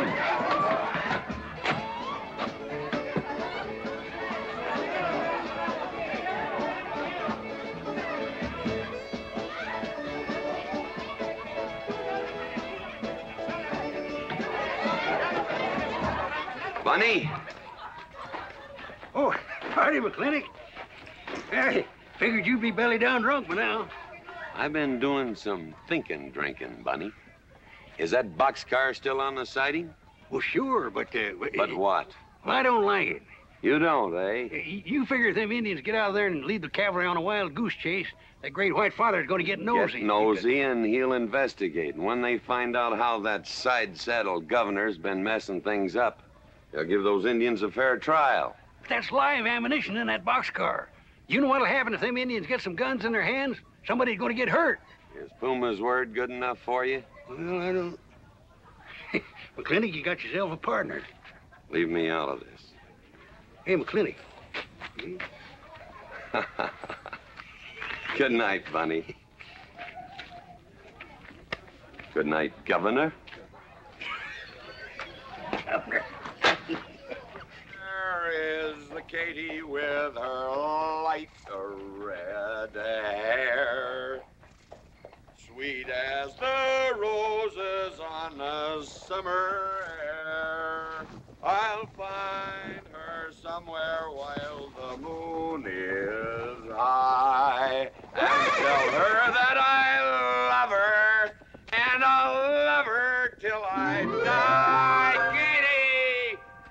Katie Gilhooly, the master's home. Katie,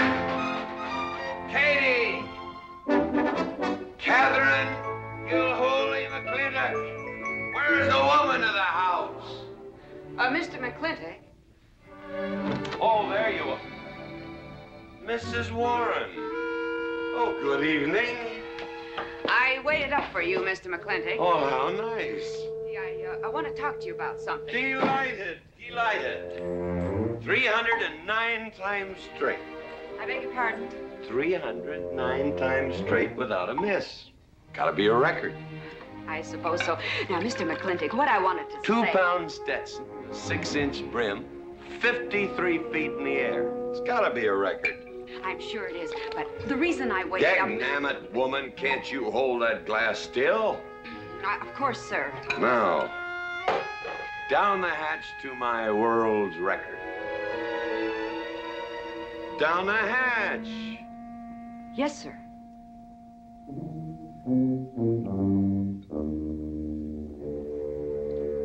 And now, to the governor of our territory. The governor of the territory, sir? Now, don't you stick up for him, Mrs. Warren. You're a fine woman, Mrs. Warren. But you'll certainly go down in my estimation if you stick up for Cuthbert H. Humphrey, governor of this territory. I don't mean to Down change... the hatch. Oh, yes, sir. Down the hatch. Cuthbert H. Humphrey, governor of our territory, is a cull. You know what a cull is, man? A cull is a specimen that is so worthless that you have to cut him out of the herd. Now, if all the people in the world were put in one herd, Cuthbert is the one I would throw my rope at. At whom I would throw my rope at. Natural-born cull. Another touch, ma'am? Oh, no, sir, no. Well, I don't mind if I do. Good. Can't walk on one leg. Oh, I didn't mean to be vulgar, ma'am. Can't walk one limb. It's all right. Sounds silly. Only a bird can walk on a limb. You know my wife? Her name's Kate. She insists on being called Katherine. Do you know her? Of course, Mr. McLintock, and that's what I wanted to talk Well, to you. she thinks that Cuthbert H. Humphrey is panting for her like a bull buffalo at the first green up of spring. But what Cuthbert is panting for is my money. Don't make me feel like I'm drinking alone, ma'am. Very well, Mr. McLintock, if you insist. Down the hatch. Good.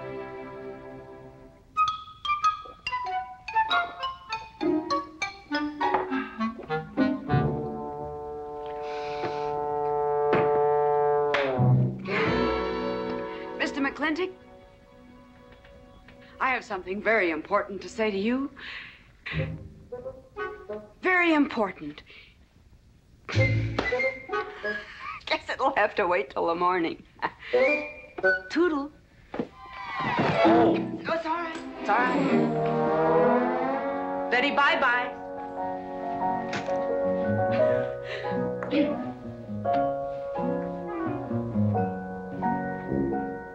Whoops. Oh. Mrs. Warren. Let me assist you. Very kind.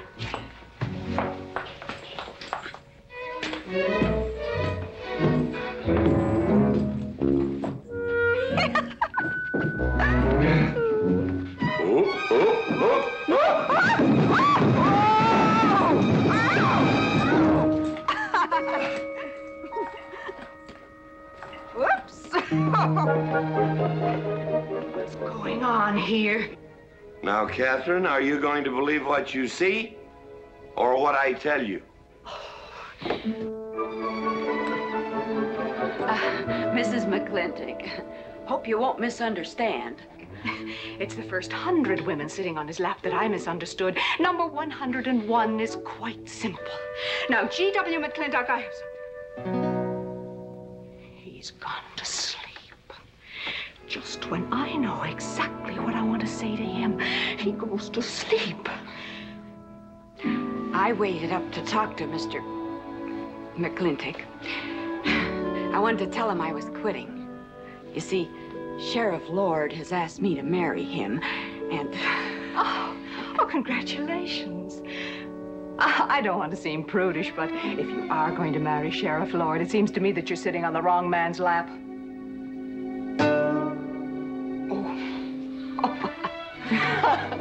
Come on, I'll help you upstairs and we'll have a long talk about men in general.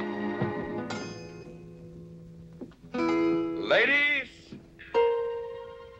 one moment.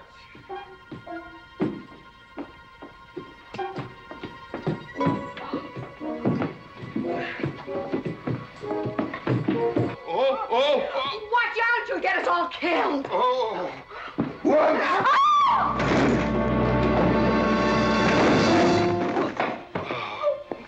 Wait a minute, ladies, till I catch my breath, and I'll get you up those stairs as sure as my name is George Washington McLintock.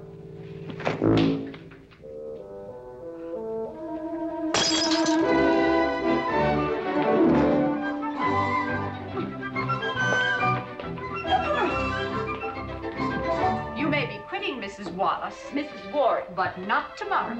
I want my breakfast in bed. I want to... I know, toast, lightly brown. Somebody sure put a knob on my skull. Here's Katie. I'm speaking. Katie, why? There Mrs. Warren was there. Oh. And there you was there. Oh. And there that whiskey bottle was there. Oh. And Katie's temper being what Katie's temper is, well, there you are. Drago, old friend. Huh? My wife does not understand me. Why, she means different than any other man. Come on, I gotta get you upstairs. Get you ready for that big celebration tomorrow. What is it?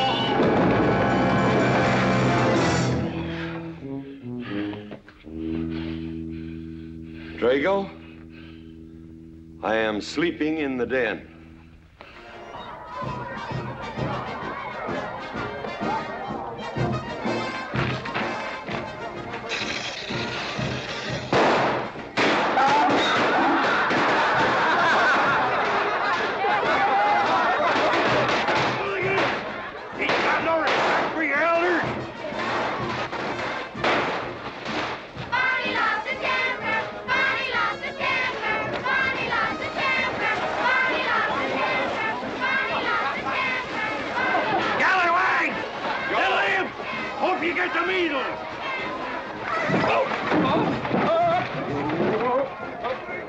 Come on, get him aboard.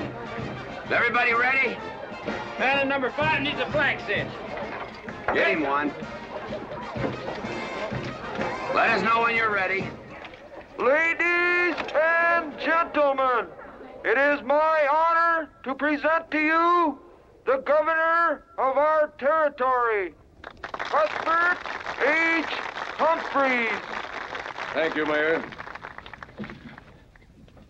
My friends and citizens of this great territory, this is the 9th consecutive year It has been my privilege and my pleasure to inaugurate the McLintock 4th of July celebration.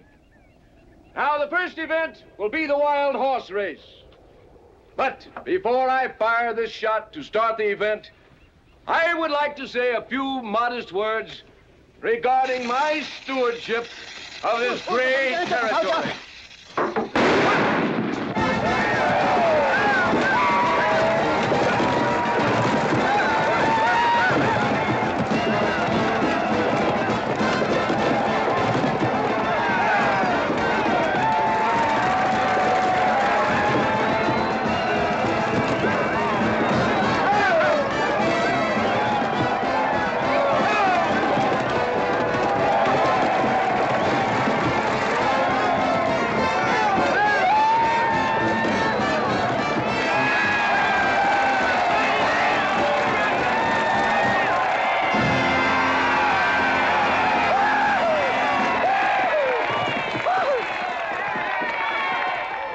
Professor Birnbaum. Gentlemen. Sheriff, here's your horse. Come on, get them all lined up. Come here, King. Now, boys, you all know the rules. It's twice around the inside, once around the outside. First cowboy that hits that finish line without busting that egg is the winner. And I caution you boys about some of them eggs, because some of them eggs are last year's holdovers. All right, mount up.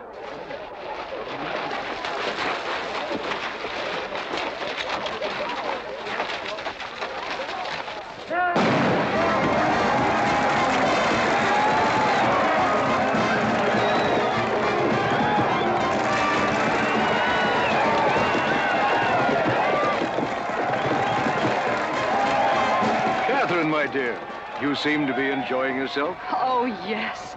This is wonderful. It's the only thing I really do enjoy about this barbaric country, the 4th of July celebration. Well, Katherine, I've been here for 3 days. I haven't heard from you. Is anything wrong? Wrong? Well, I just hope that it hasn't been necessary for you to say anything to G.W.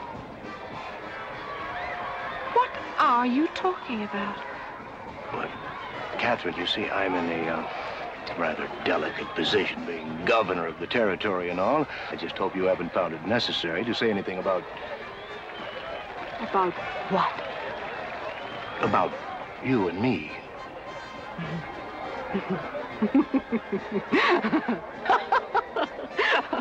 Why, you pompous windbag.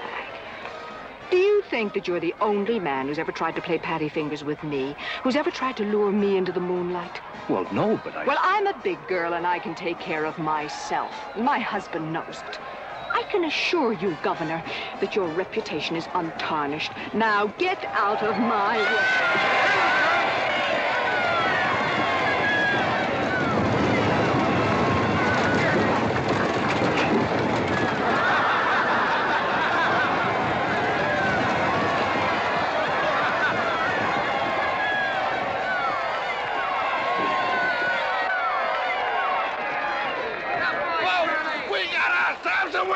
Curly Fletcher!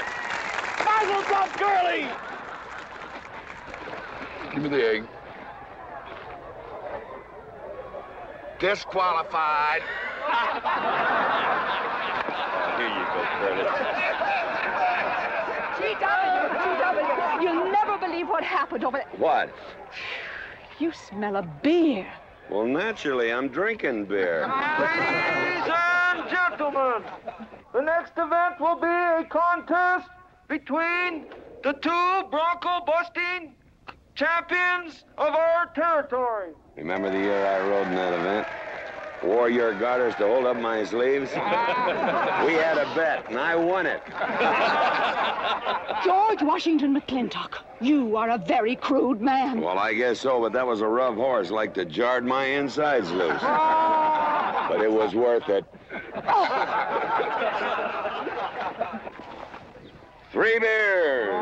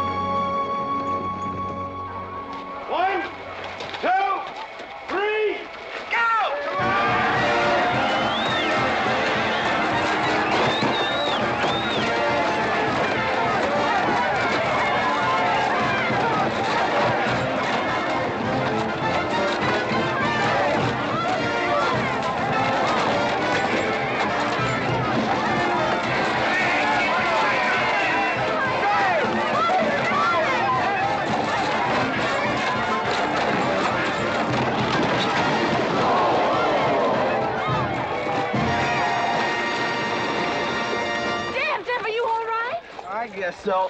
Nothing busted but my pride. Well, that ought to even things up, farmer. For what? Well, that sore nose you gave me the other day. Well, that ain't what's sore on him.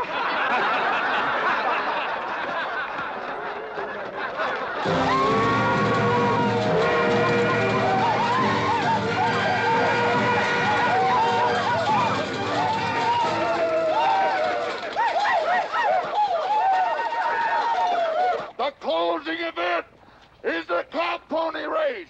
The finish line is at the barbecue. So start meandering. Come on. Now, what is that, false courage? Why, you know a Douglas doesn't ever use a thing like that. I want you to get on that horse, get out in front, and stay out in front. I'll be out front, Dad. All the way. Good boy. Now remember, stay out in front. That Agamemnon's a good horse.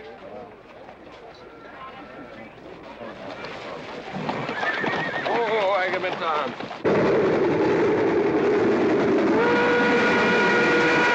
1140 and she's on time. Oh, boy.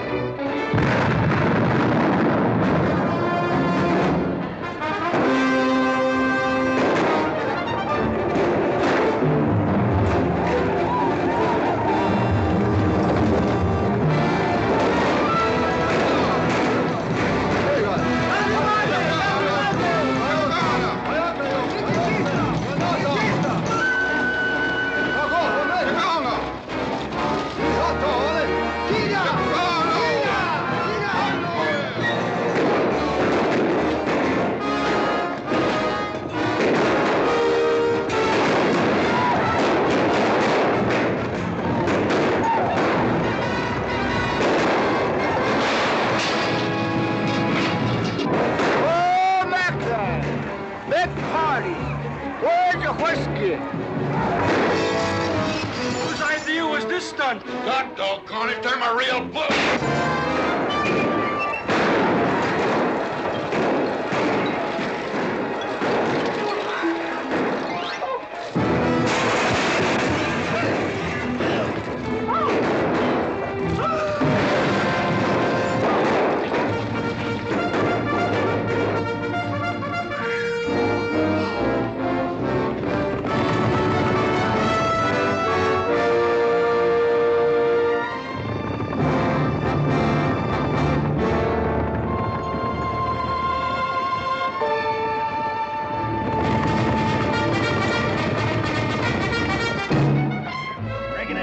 Excitement you'd want for one 4th of July, eh? Puma finally got his way, but I reckon he's riding out his last war party. We won't get very far. But one thing still has me puzzled. Where did they get the guns? I was wondering the same thing. My kidney's been bothering me. Bunny? GW!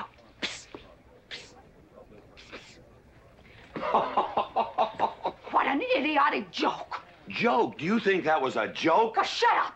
Do you want everybody in town to see me? You look good in feathers. Oh. Deb, I think they've gone. Yeah. What are you going to do about it? What can I do? Nothing. Just like you've always done.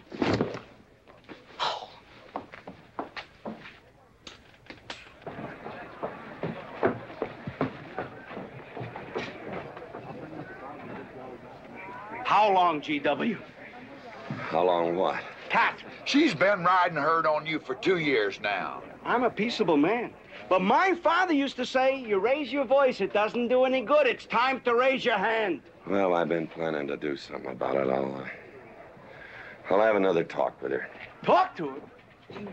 Talk to her? Talking won't do any good. Becky, have you seen your... What's been happening around here? You've got hay all over you. Been some mighty sneaky goings-on here during that raid, Mr. McLintock. Who was it said only a trollop would kiss a man before they were formally engaged? Oh, but we are engaged, sir. You are? That is, with your permission. Well, you've got it. Oh, Mrs. Warren? I think it's wonderful. I guess this is the only engagement that ever started off of a spanking. Mm-hmm. I reckon Birnbaum is right. All right. Lord bless us, this is gonna be a great day. Doggone it, folks. Let's don't let a little old Indian raid break up a good barbecue and a rodeo. Yeah, the meat sound. Let's go. You contestants get ready for the cow pony race.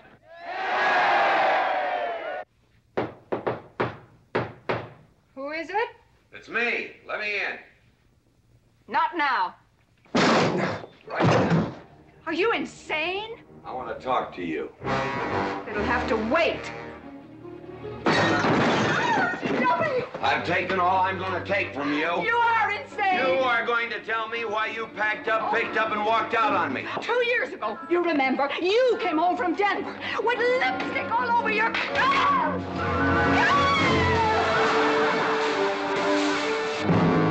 Lipstick on my collar.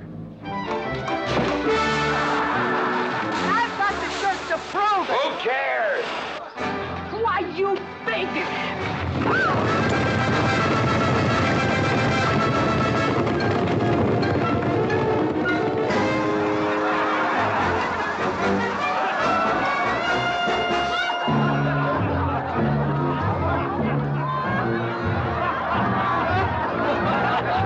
Katherine!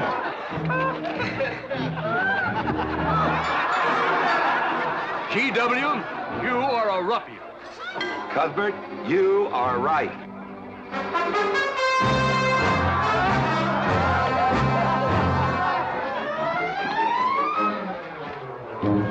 Well, what kind of a family is that? The best! And dangerous, son. Who won the race? Who cares, England? History's being made.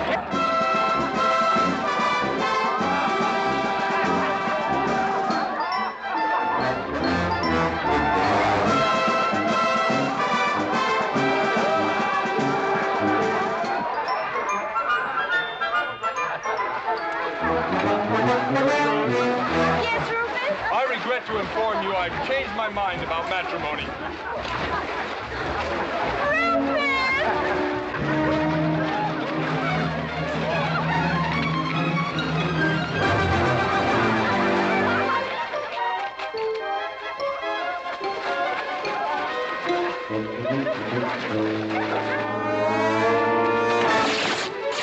Hey, Mrs. McLintock!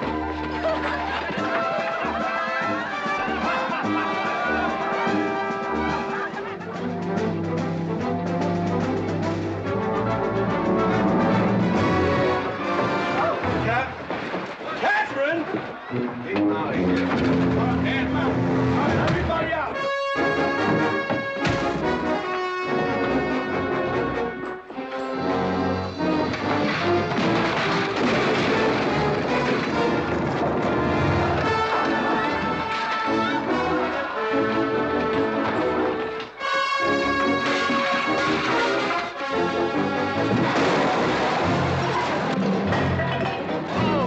Looks like GW is buying out the whole store. I'm afraid you're right.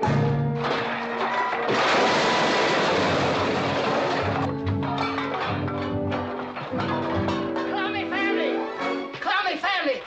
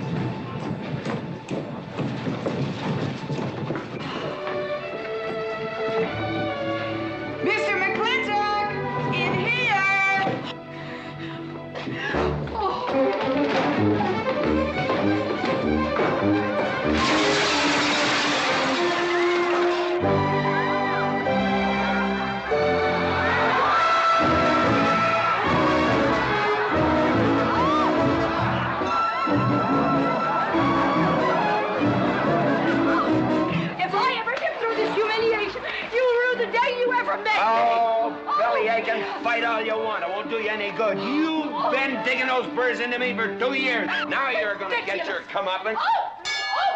Thanks. My father would be proud of you!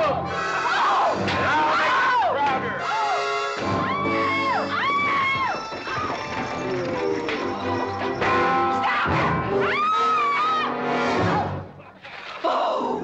Keep it. You may need it. Now get your divorce. Home. Don't spare the horse. Home, you heard me. Don't think you're going to get rid of me that easy. Yeah.